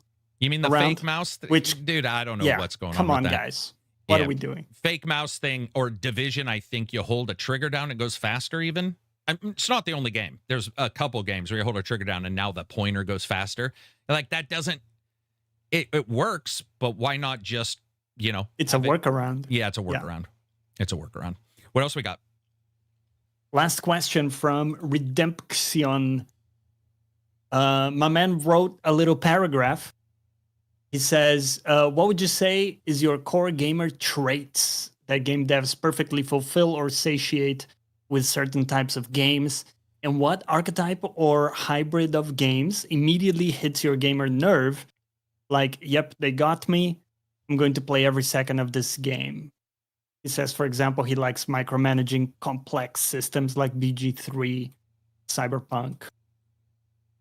Was that and written other by multiplayer ChatGPT games. or something? I'm going to be honest, that first part of that paragraph I didn't understand at all. What's our archetype of what? Like, does that just mean what we like in a game? Like, I guess a type of game that when you see it, it's almost Oh. like hitting all the check boxes I for see. you. I see. Okay. So it might be like, has cool combat. Looks, I can wield a big sword. I know, like, a lot of us like, just like, let me wield a big ass sword. Wielding a big sword, baby. No, dude. So There you go. can we skip the it needs good combat? Because if it had bad that's a generic. Yeah. We would all want It's that. Yeah. But so something we see that's like, okay. Is it the setting maybe? Like, you just like the atmosphere. Parry slap. What'd you call it? Give me parry slap. Oh, you like parry Everyone a lot. They call it, yeah, like Sekiro. Everyone's like, oh, it's just parry slap. I don't care. I love it. That satisfaction. I'll take like, it. I'll take block. Yeah, a perfect block, a perfect parry, some type of I hit the button at just the right time, and the enemy stops doing what they're doing every time. That's going to be it for me. You give me that, I'm happy. It's so funny because that is the only time I can say we are in exact opposites, where I don't mind the parry, but I love a good, even I like the block. I like blocking. The parry, because of what's going on, for whatever reason, not even some games I'm okay at. Sekiro I was fine, but I don't love parry. Especially if a game says, it's all built on the parry. You get your PR list, and they're like, this game is Dark Souls-like, and you have a super powerful parry. And I'm like, God, I hope I can still play it. Because that is a skill check in and of itself. I think most games help you out in the parry, though, especially if you start looking at enemies. You can see an animation in a weird place, and you'll be like, oh, that's a parry. There's little secrets devs will put in there. But they've gotten pretty good now at teaching you, like Lies of P did a really good job with teaching you how to parry gradually with the bosses and stuff. And it was pretty It's high fine, Blaze. dopamine. I was just joking. I didn't think it was ChatGPT. It was just there was a lot going on in the first part of that sentence. We got it, though. We got it. Yeah. So what attracts... Okay. You said atmosphere or something. You said setting. I will say, if it's post-apocalyptic and magic, I'm there. I don't know why, but I love it. I love guns and magic. So post-apocalyptic, Legendary really from the nice. 360 was a terrible game. I still enjoyed it because magic. I like to take a gun against a dragon and just see what happens. I like that. So if it has that, there's a good chance that's like my instant. And first person, in all honesty, I think first person I'm pretty partial to. Third would be second. I'm a bit of a sellout for dragons. I feel like if it has dragons, very often I'm gonna check it out. Does it have to be Euro dragons, or can it be like the lung, the serpentine dragon from like a Black Myth? Is it just the snout? No, see, no, it has to have wings. Give me the full fat, four fat legs. Long snout or fat snout? This matters to me because as a fantasy fan, my brain tells me there are a bunch of games that have pseudo dragons. There's only one type of dragon. So, do you like the That's long actually snout? a wyvern. It doesn't work on all four. Technically, that would just be a lizard with wings. So it has to be long snout. Okay. But I will grant you 2 legs. If your dragon has only 2 legs, that's still a dragon. So you think that fake ass dragon with its 2 spindly legs and its Tyrannosaurus Rex fucking hands is still a dragon? I'm just joking. Yeah, I would agree with that. Yeah. But do you like I like long serpentine, long tail, and then I like the chunky ones. I like. So what's your favorite gaming dragon? Ooh, good Okay, question. so Elden Ring. Well, what's the name of that optional dragon in the in the floating platforms place? Placidusax? Placidusax. It's that big electricity dragon. He's got, I think, 4 wings. He teleports to you and attacks. That's sweet. the Omega Dragon right there, probably. Or maybe, yeah, they have some good ones in Elden Ring, like in the DLC. What was that one? Blaze? Bale. Bale. Yeah, Bale. Bale. You know, that was also Who lands in Elden Ring? epic one. Is that just a Gennaro dragon that lands when you're riding around that first time, and the one dragon just lands? Yeah, it's just a standard. I ancient like dragon. that. I thought that was one of the Not best ancient, moments but in yeah. gaming that I'd had in years, because I was just riding around. That dude just is like, oh, hey, fuck you. Whoop. And I was, what? That was so great. When it comes to best dragons in gaming, weirdly enough, a game that I don't think, oh my God. Okay. Hang on one second. I have to turn this off and answer this phone. Or maybe not answer it, but figure something out. Oh man. I'd probably go Monster Hunter. I think Safi Jiva. They had, Just- yeah. It's just got that iconic giant red dragon thing going on, and especially the special. I'm a big fan of like that. Like, you know, it has that one attack that is going to like nuke a world. I'm like, yes, that's It's just charging that thing, like, yeah. you know, yeah, that's epic. I was going to say, weirdly enough, this is after facing a bunch of them. I honestly like Skyrim. The dragons aren't necessarily always the best designed, but I sort of like how they patrolled around certain parts of the world, and I liked fighting them. There was always a special when you killed them, or not always, but you could get a special, kill when you killed them. I'm not a big fan of, like, I guess, what would you call Elden Ring? More monstrous dragons, maybe? Some of them were a little, I don't like ones. It depends. I think because they Yeah, have a lot it's of like only some medieval of them. dragons. Yeah. But then they have like the ancient dragons with the multi-wings. They're more like, almost angelic in like their theme that's going on. And Right. then you got the more monstrous stuff like Bale. He's a fat, chubby dragon, but he has a giant lightning claw and very Actually like Bale. untypical. Yeah, very Oh, that was untypical. awesome. Yeah, I sort of think, in fact, he might be my favorite boss in that game. But yeah, I would say Skyrim just as a typical classic style dragon. There's not a lot that dragons are tough, man, because a lot of times you just see them in a cave. That's where you're fighting. Older games, at least, they'd just be in a cave sitting there, and you would kick their ass, and half of them wouldn't fly, and you'd be like, "This is the world's worst fucking dragon. Like, this guy's doing Yeah. shit. What's he doing?" And then you see They like were a Elden bit Ring, weak. where they fly, or Oh, yeah. Skyrim. It feels good to see them doing what they're supposed to be fucking doing. What were you gonna say? I'm sorry, Johnny. They were a bit weak in Skyrim, I think, because you would find a bear, and that's scary. Make sure you're well equipped for that. But a dragon, you just roll that thing, I'm just ready to scream get a new at it. soul. Come here, lunch. I'm gonna say the first dragon. No? Outside of Whiterun, maybe the I early rolled. ones. But there was one that was in, I don't even remember where it was. I remember there was a green pond, and I was there, and a dragon came, and I might have had a mod raising their hit points. Now that I think I did Deadly Dragons. I had Deadly Dragons. It was a mod. You're And I asking for cranked it. them up, Yeah. because I definitely do like the harder. I think you're right. Yeah. But I mean, just their look and the moment of seeing them fly, because there are a lot of games. This is honest truth, and not a joke on my part. There's a lot of games where you have a flying enemy who never flies, or they're known for flying, and you're like, they're not flying anywhere. What are we doing? I mean, even if you look at God of War, you would fight the Valkyries, and 90% of the time they'd hover in the same area and just spin around. You're like, dude, this should be like a character that's picking me up and doing crazy shit. They don't use whatever their strength is. And I think Elden Ring, most of them did, which was pretty nice. It felt like, well, not all, but it felt, the fat one is awesome. I do like the switch up. That is cool. You get a dragon who like looks that he's corpulent. He's been sitting there for a while eating Cheetos, and you're like, that guy's sort of scary. It's cool. Member for 16-month servant says, science question of the day. Can we consider boneless wings as chicken nuggets? Yes. In the same way that a enchilada is a really lazy burrito? Yeah. I like to think of taco salads as a divorced taco.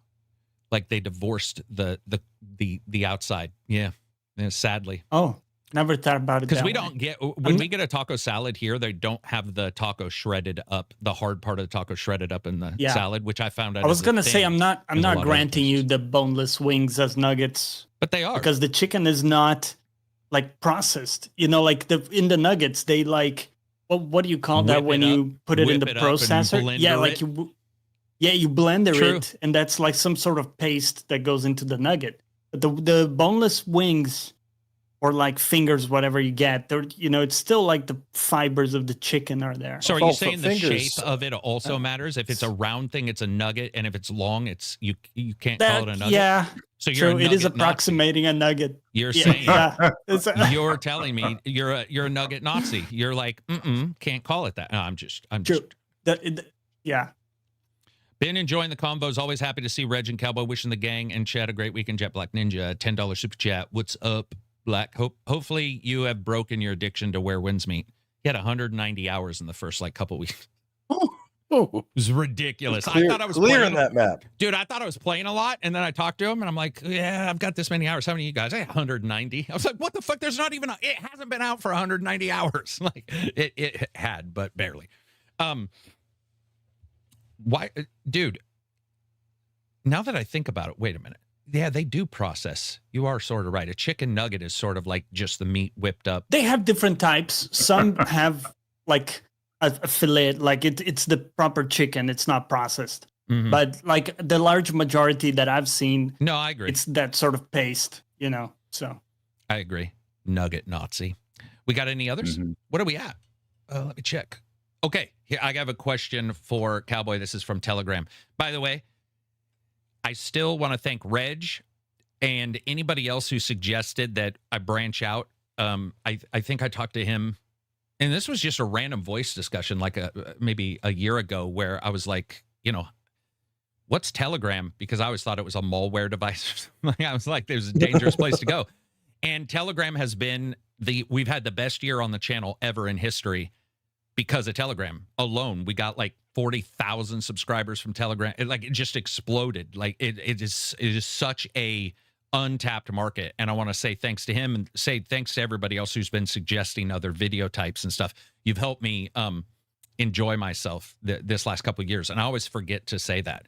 The question that I got, so Methuselah says, Fighting Cowboy, how do you decide on your own build for a game or the first build you want to do or show others? And are they the same?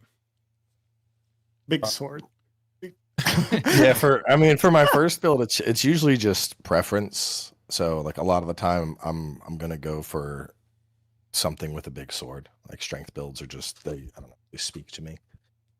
As for something I would show others, it's usually one and the same, just because the way content is. If I'm finishing something as a strength build, I'm not gonna like respec and then be like, this is how dex works. Yeah, So I won't have yeah. that same level of experience. So usually strength build is going to be the first thing that goes up because that's going to be the first experience, and you gotta fight that rush. You gotta get content out when it's hot.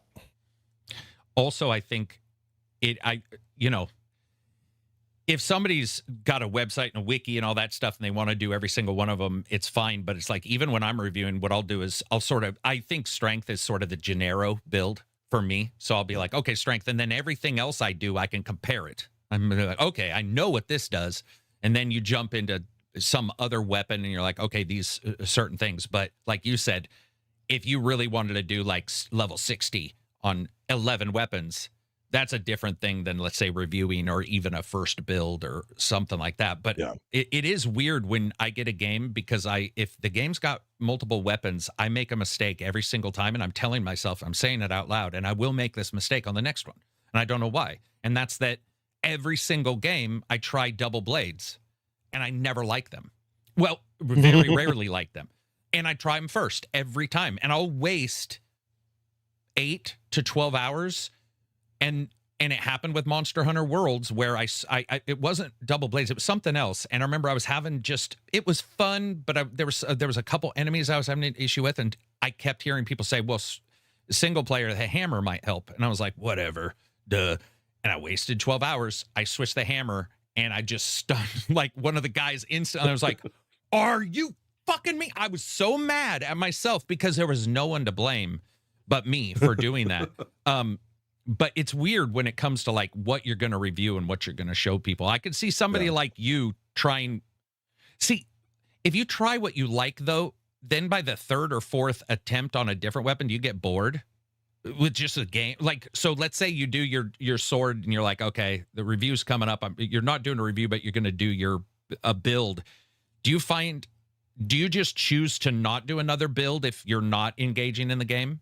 Or do you force yourself through a couple builds, even if maybe... No, if I'm doing builds, it's usually I'll tie it to like multiple playthroughs.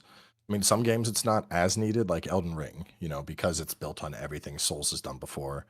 It's like I know all those weapons back to back and how they work when I'm playing with. I know how to use it. Yeah, so it's a lot easier. But like something with, and to be fair, a lot of games we got, there's so many games that respec these days. So like you could play a huge chunk of it and then be like, all right, let's see how this works, and then try out something completely different and end up being fine.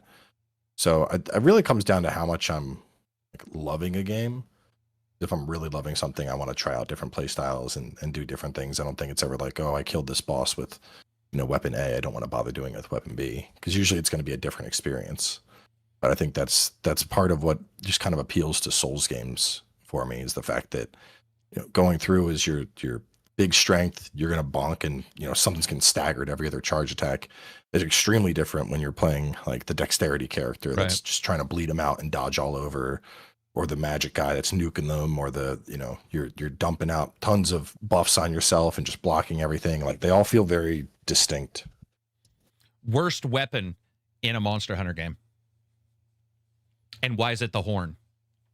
Just joking. Horn's actually no, the horn's good. It's definitely that stupid insect blade thing, where you're flying pirouettes over the monster, doing zero damage. I told the guy who asked, I was like, that's going to cause a problem, because I think there's 3 or 4 bad ones, or not bad ones, but like they're not top tier in that in Monster Hunter, and I think the glaive is one. I also don't like the switchblade thing.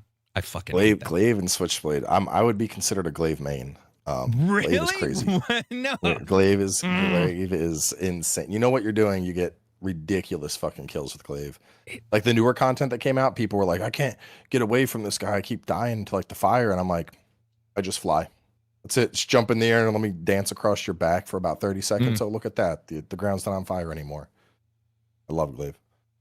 I love most of the weapons in Monster Hunter. Do you really? They're great. You like the crossbow and the heavy bow gun I don't enjoy as much in Wilds, but like in GU I liked heavy bow gun a lot. And then I played a bit of it in World and Rise as well. Like that's usually one of my lesser used weapons. Lance is another one, just because it's usually more slow and methodical. But I mean, I played all the weapons in Monster Hunter. I'm super ADD with that game, making all the builds, maxing everything out. And then the other one was, what is the best Monster Hunter game? The best Monster Hunter game? I'm going to go with Worlds. Sorry. I love that game. It's so hard to quantify though, because like if we're talking like World with Iceborne. That's what I meant. Sorry. Yeah. Yes. But like Base World was good, but like it had its issues. Yeah. That's fair. I don't know. I think all the newer ones are really good. I really like Generations Ultimate personally, just because it has such a huge roster of monsters to fight. Like no other monster in a game has that many monsters to fight. Jonny, you played a bunch. What about you? Yeah. Dog, you have to go. I'm going to let this guy out so he doesn't shit on my floor. Go for it. Well, I started playing in Worlds, so I didn't get to play like the older ones. But I played World. I played quite a bit of Wilds and the Switch one. What was that called? Rise. I really liked Worlds with Iceborne. I played like 300-400 hours of that. I loved it. The weapons were great. Although, yes, I never learned the insect blade. And I was just always like harmlessly flying over my opponent, dealing 0 damage, just being frustrated. I mean, it's a fairly complex weapon, but it's one of those. Because you have combos. You have an infinite loop on the ground you can do that is insane.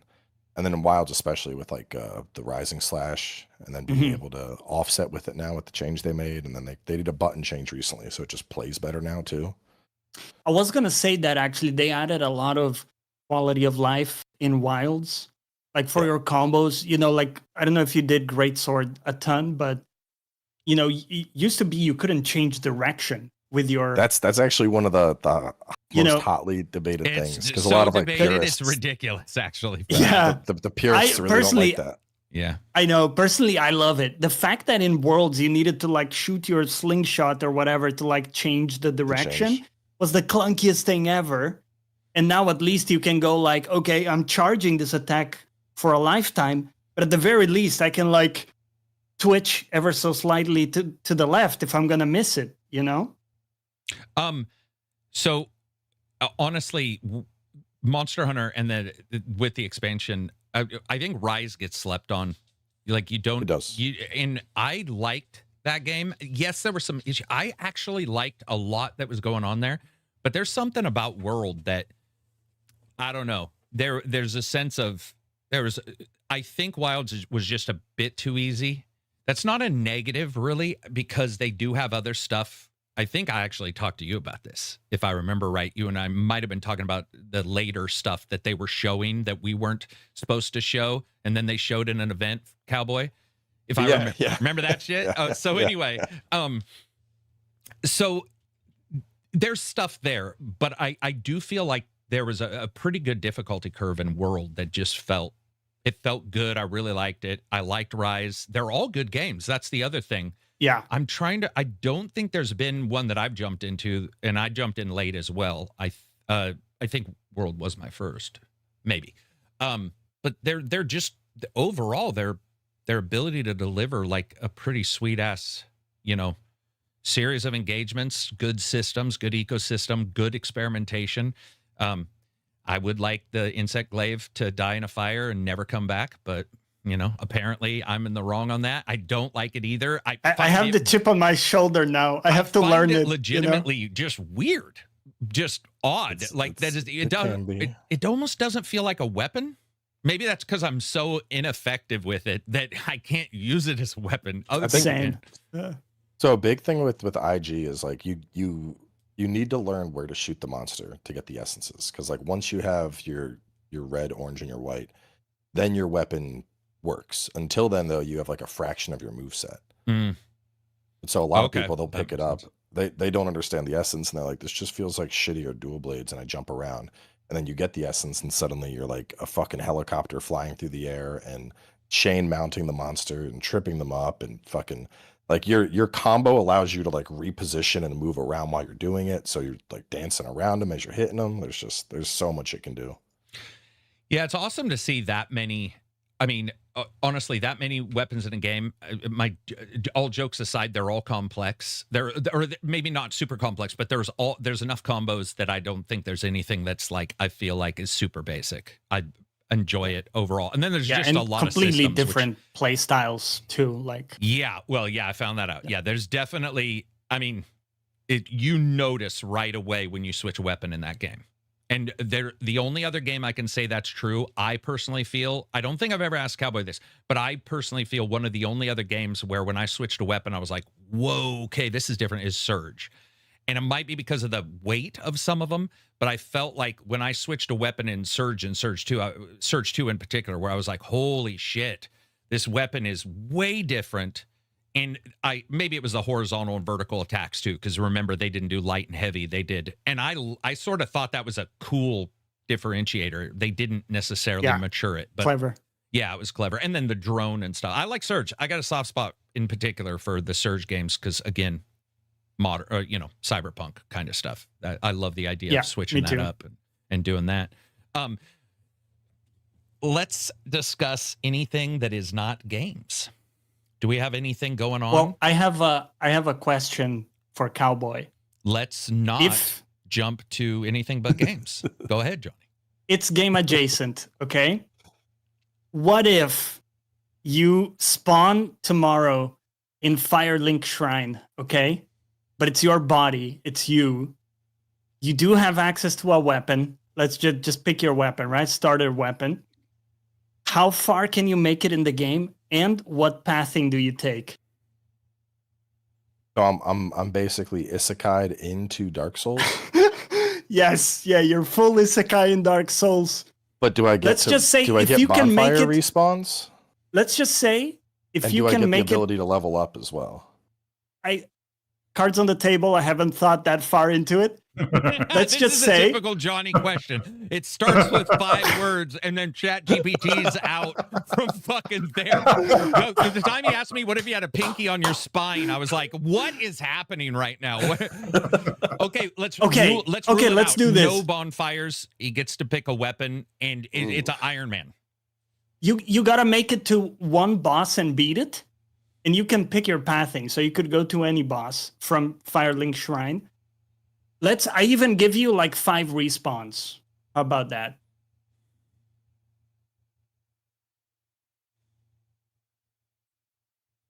So first he said you have to see how far you can make it. Now he just gave you 5 respawns and a boss you beat. Yeah, five respawns and 1 boss. I go pinwheel. I would run and dodge to get to pinwheel. Pinwheel you can kill super early, and I think realistically I'd have a better chance of fighting that illusionary. Do you think you can make it through all the Taurus demon? You can just run through all the skellies? You think you'd make that? I mean, I'm assuming they're like slow moving. Yeah. That's what I was assuming too. Like, I don't think there's a problem getting past most of those guys. All right. Yeah. I love how your question morphs, though, man.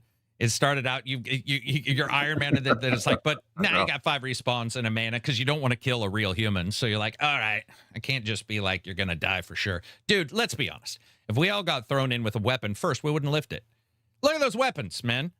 Dude, have you ever tried to lift up like a metal pole by its edge? Like, the shit that they wield in those games is ridiculous. Fucking do it, bro. I'd fucking do it. I do a sword. We were doing that. Give me a sword. We were doing that with the fucking, like, there was some stupid trend going around on Instagram. People were like, can you use 2 hands and pick up a barbell? And I was fucking lifting that shit up like it was a gut sword. That's weird. Yeah. Well, you always get somebody I'll who's do like, this shit all day. I can't do this. Nobody else can. You're like, no, everybody does it like all the time. It's not that crazy.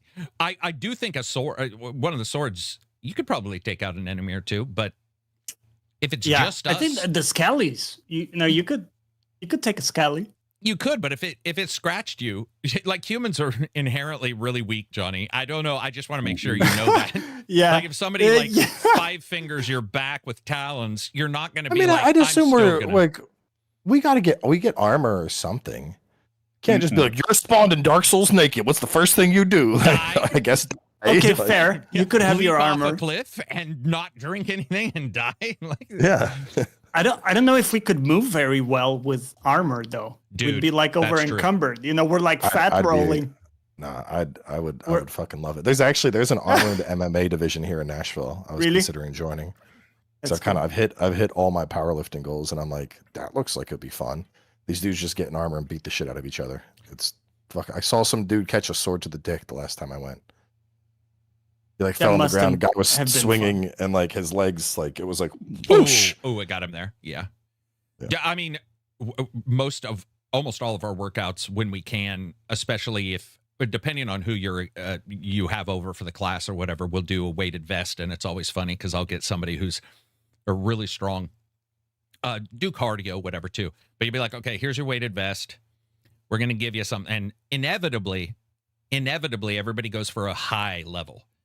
High, like 60 pounds on a weighted vest. I'm like, okay, you don't understand. No, 20. You have no clue what your back is going to do at 60 pounds other than break in half. It's not going to work. Every kid that I get in will be like 60, and I'll be like, dude, I work with 60, for sure. And it's not leaning up. You could literally tear your gut. It's 60 pounds on your chest, not on your gut. It's up here.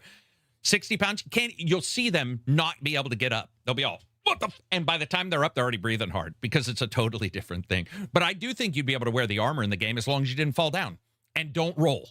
Don't roll. Because if you try to roll in armor, that shit is not going to work.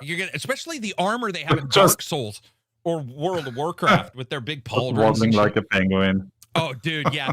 Hang on, guys. I'll be there in a second. We used to do weighted defensive training like that back in college. I had a buddy who was my sparring partner.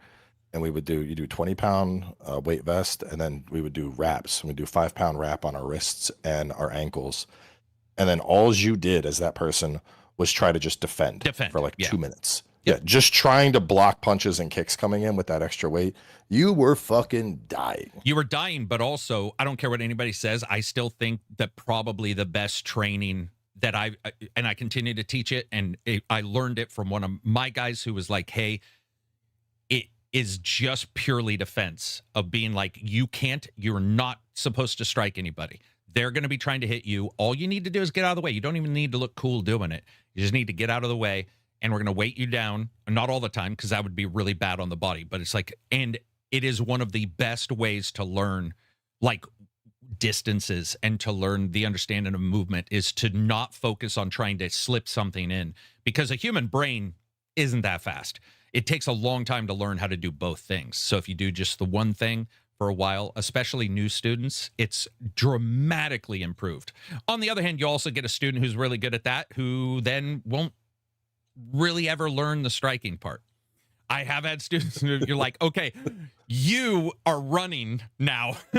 Not running, but, you know, they're really good at that, but their brain doesn't understand the damage part. But yeah, once you remove the weights, do you feel like Dragon Ball Z, like when they were training under gravity, and then like you fucking do. Yeah. Especially a weight vest. The crazy thing about a weight vest is it will absolutely devastate you if you have a finesse move you need to do if you've been wearing it for too long, because your brain doesn't adjust that quick. So you'll leap instead of sliding, or you'll be like, rah! And you do these weird, it takes a while when you take it off.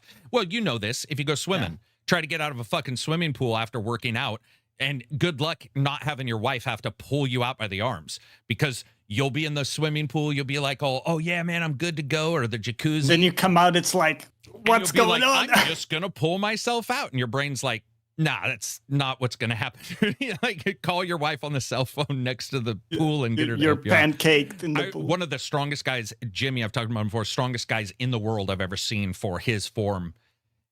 Strongest dude I've ever seen. It was ridiculous. And I always prided myself on being strong. He was cowboy strong, like the cowboy, you know, out on the range, lifting shit that was all at weird angles. We decided to hit the hot tub after working out. And I've never in my life had a more comical moment than having to drag him out by the arms because his legs would not.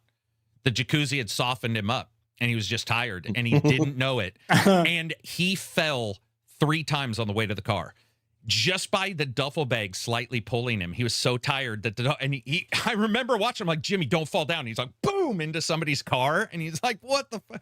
It's such a weird thing when you add weight and then you take it off. And especially if you're tired, it gets even worse. Johnny's like, I've never lifted in my life. I wouldn't know. I'm just joking. I do lift, but I've never. Week, right?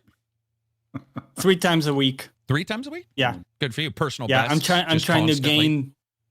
It's hard because I'm like, my constitution is like really thin guy, always has been. Oh, so I'm on that journey trying to Diana ball. That's all you need, man. Bulk up. We'll work on them. Give him a couple stacks, dude. Give him a couple stacks. Dude, suddenly on Winstraw's got a really weird cough. You're like, uh-oh. No, I mean, yeah, dude, you're working out, which is more than you can say for 90% of people. It's very easy if you're skinny or normal body to think you don't need to. It's very easy to get. So kudos on you, because most of the time the people I know are the people who are really skinny who want to bulk up and they have a drive, or the people who are bigger and want to lean down, they want to drive, they have a drive. A lot of people like you, which are just more of the average size, it's hard for them to really want to go, because it's not necessarily fun. I like it, but there's also days where you don't like it, you know, or there's days where you don't like a muscle set. Some people love legs. Some people have bird legs because they don't want to ever lift anything with their legs, you know. It's all over the place. Rej, are you still doing your hiking on expert level hikes and almost dying? Or nah, I try to avoid the expert level hikes. That was amazing. Yeah. Do you still go hiking? Yeah, but the expert level was terrible. Well, I mean, if it's a hiking place and it says expert, it probably means it, right? It's not it did certainly mean it. I survived it, but yeah. Yeah, I still think that the idea of just taking friends out and switching out the level trails and the scores, it would be the funniest jackass moment. It'd be like, they're all easy. I don't like hiking, man. I fucking hate it. So kudos to you. There's a few things in the world I like less. The last bigger one we were on in Switzerland was pretty intense as well, because the last tram down, we were saying, okay, we're going up, but then we are going down via the rail card. And that had like a time limit. And you could already see in the distance, but then the glacier parts came up and climbing over the rocks, terrible. Mountain goat was watching us. Just going like Like, that. Yeah, you know it's bad when the mountain goat's looking at you going, damn, they're going to fall for sure. Like we looked back when we were going a little bit, and the mountain goat was just still like peeking ahead. So what are they doing there? I remember Brad, he watches sometimes. He's a friend of mine from HP, and a little piece of shit. Like you, but you're a piece of shit for doing this. We were going, I don't like biking either. Running, fine, I'll run for hours. I don't like hiking, and I don't like biking for some reason. And he's like, let's go biking. I'll let you borrow my bike. And I'm like, okay. And we're going up a hill. And I remember thinking, this is so weird. He's in the sun on purpose. I'm in the shade because it's hot. I'm like, I'd be in the shade. It only makes sense. And he's in the sun. And I realize, he's an expert mountain biker. And as we go up, we start going up. I hear these guys beside us who are ripped. Like they're the mountain bike body with that rangy ass muscle. And I hear one of them go like, that ain't going to work. And I had no clue what he was talking about until I realized Brad had done exactly what I said. He took me to the expert and I have an ego. I'm like, I'm not getting off this fucking bike. I was puking everywhere. I was so sick. And I looked like it was gross. I looked like I had taken bath salts. It was disgusting. We got to the top and there was a lake and I was too tired to wash myself off. And I still to this day am like, you almost killed me, you son of a bitch. Like I do. Anytime anything says expert, I'm just saying you should probably listen to it. You probably it's like the skull in a video game. It's like a skull, except it really means it. If the experts are rating. One part of that trail just had like a rusty metal bar in the middle of the wall, and the chain dangling down, so you could pull yourself up the ledge. That's it. What?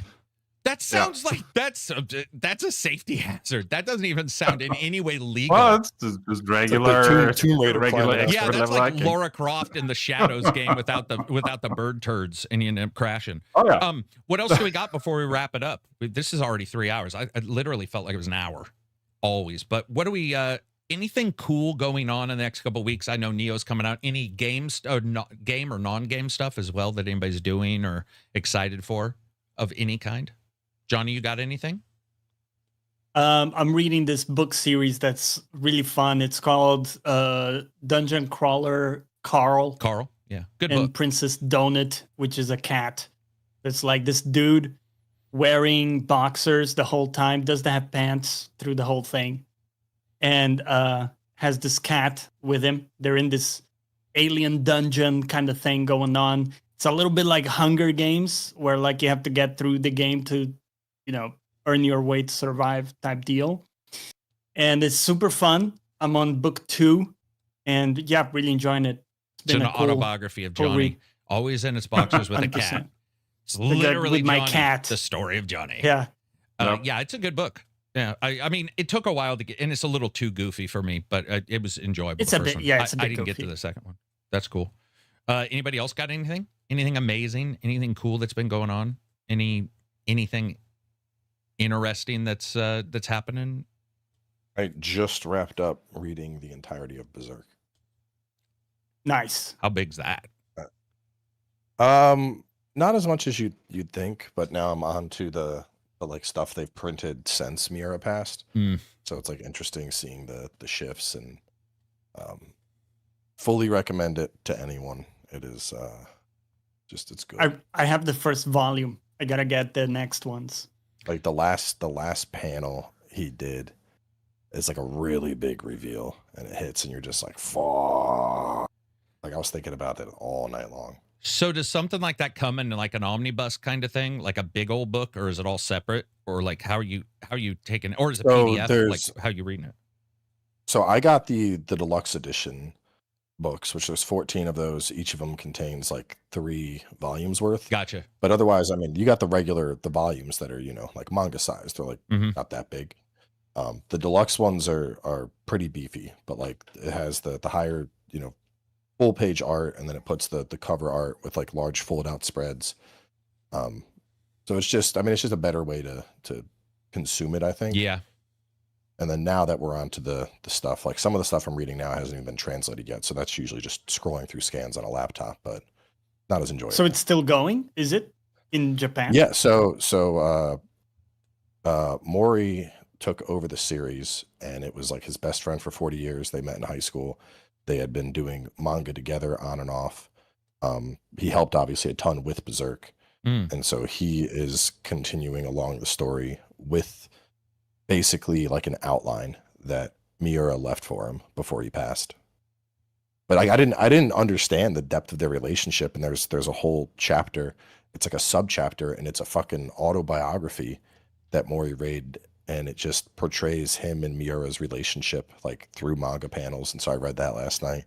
I was just like, damn. Like, I knew they were friends, but like, yeah, it really drove home like just the friendship and what they were to each other. And I'm like, you know what? If anyone's gonna fucking continue Berserk, I trust this guy to continue it now. Damn. What about you, Reg?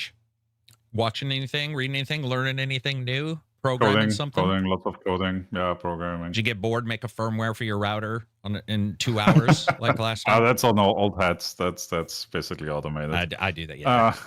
I just make a new one each day. Boring. You haven't been porting Visual Novel Engine as a new plugin to Godot for the game you're working on. No, for general release. Like a bunch of people I talked to are already interested in that project, so we'll see. Would you sell it, or is that something you sell? GitHub free release. Gotcha. Go ahead, Jonny. You were going to ask something. I was just going to say, you're doing this from the good of your heart, because you're not going to be using Godot as an engine, right? Not for this game, at least, no. I don't know. It's more of a, coding puzzle for me. Oh, smart. I've never known Reg Fuck other people. To do something you just with like that. the puzzle. He wants something from it. I think Reg is going to figure out a way to monetize that. He's going to figure out. Reg doesn't do much for the, just for the common man, right? I don't know. I don't even have anything. Like, I don't even have a donation link on my stuff. There's nothing. Oh, really? You don't have like a, what's the one? I have one, Beard Fans. It's like on Ko-Fi or something. Ko-Fi, or something like that. I've got money through it occasionally. For me, there hasn't been, man, it's been so dead. It's taken me a while to get back into like the scheme of things, because it's been a long, slow block for sure. I realized it is a skill, apparently, because I did get a couple of codes and I was doing the preview and I was like, well, my brain's not working exactly the same. And then I realized, oh yeah, it really was so dead for so long that I was enjoying myself, but I'm glad it's getting, I'm glad we're starting to actually get some games and stuff like that. Yeah. It's gonna, dude, and we do this every time. It'll be super busy. Be like, oh my God, there's so many things to cover. I wish I could cover everything, and bitch, because it's busy. And then when it gets dead, you'll be like, well, I wish there was something to cover. It's the typical bullshit. And it happened. I know it's happened every year, and every year I've not. Feast or famine, man, every time. Yeah, and I've never played. This is the first year what I would say I planned correctly, and I set up a bunch of preview stuff I wanted to do, and that's worked out. But in the last couple of years, December in particular, and January, like my YouTube is like.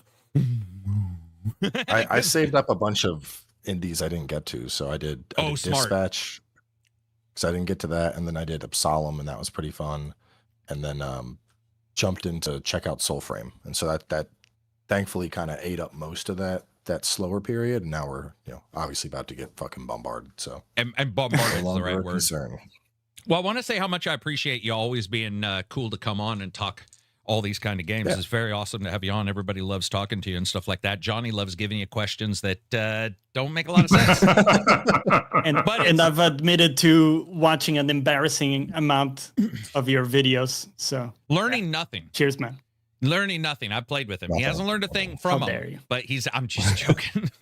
still stuck on Malkula after all this time. Oh no, he hasn't got past the first spearman in Dark Souls 3. But he watches your videos religiously. Just like I said, not learned a thing. That is a calumny. I've beat it many times. Yeah, I need to get back to Kazan, man. Okay, you've inspired me. Yeah, to I admit I wrote that down. Pick it up. I think I'll check it out. Jonny, what about you? What are you streaming tomorrow? Doing some League of Legends. It's like big new season, so it's exciting time for League. I'm excited. Cowboy, too. what do we gotta do to get you into League? I've played League. I don't really. The thing is, like, so I'm a Dota person. I have like 900 hours in Dota 2. Oh, okay, I played that too. Yeah. Yeah, you can't like once you. I don't know. It's like a camp, you know. You're either a Dota. You know, I made the person. jump, and I found League a lot more fun, man. But I know how you feel. That's how I felt. These days, I just don't have the time for those. The whole once you have kids, the idea of like, all right, I need to be uninterrupted for the next 45 fucking minutes. I cannot. It doesn't exist. Like even during this stream, I think they've come in like 4 times. There's been like 3 other times the door's been knocked on. I'm like, when I leave here, I need to go fetch a trampoline that got blown away and is rolling down the hill. I'm like, I can't fucking do this right now. Like, so that is one thing that's definitely changed with me. We had 5 dogs. We're down to 3 now, and dogs aren't the same as kids, but they are always moving around. And in the past, I would be really religious about it. I'd be like, no, that dog's got to be in a certain place. It can't. And in the last like 5 or 6 years, I'm like, fuck that. That's not going to work. Like random shit just will happen. I've seen streamers go for like 8 or 9 hours, no interruptions. And I'm like, they have to be streaming from a bunker, like underground, because the door, even just the doorbell, like, I don't understand how they figure out a way to like separate everything. And hats off to them because they figure it out. But yeah, I definitely can't. Dota, and I mean, I'm glad you guys are playing it and holding up that fairly not popular game. The both of you, 900 hours. That's just. I don't play anymore. This is.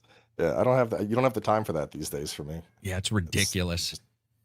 For me, you should see some stuff on a preview that I'm doing, and then some games. I think they're all under NDA, so we really can't talk about them. And we'll be in chat tonight, probably. Yeah. Oh, yeah, probably in an hour. And then this will go live with Spotify, iTunes in about an hour and a half to 2. So anyway, thank you, everybody, for sitting down, talking to us. Getting good questions. Those were awesome questions. Absolutely. Those were some of the best questions. Certainly beat Johnny's weird one. And thank you very much. Excuse me. I'm teasing you. And thanks again to Cowboy and Rej for coming on the podcast. Peace out, everybody, and enjoy the rest of your week, which is only 3 hours for most of us. Boom.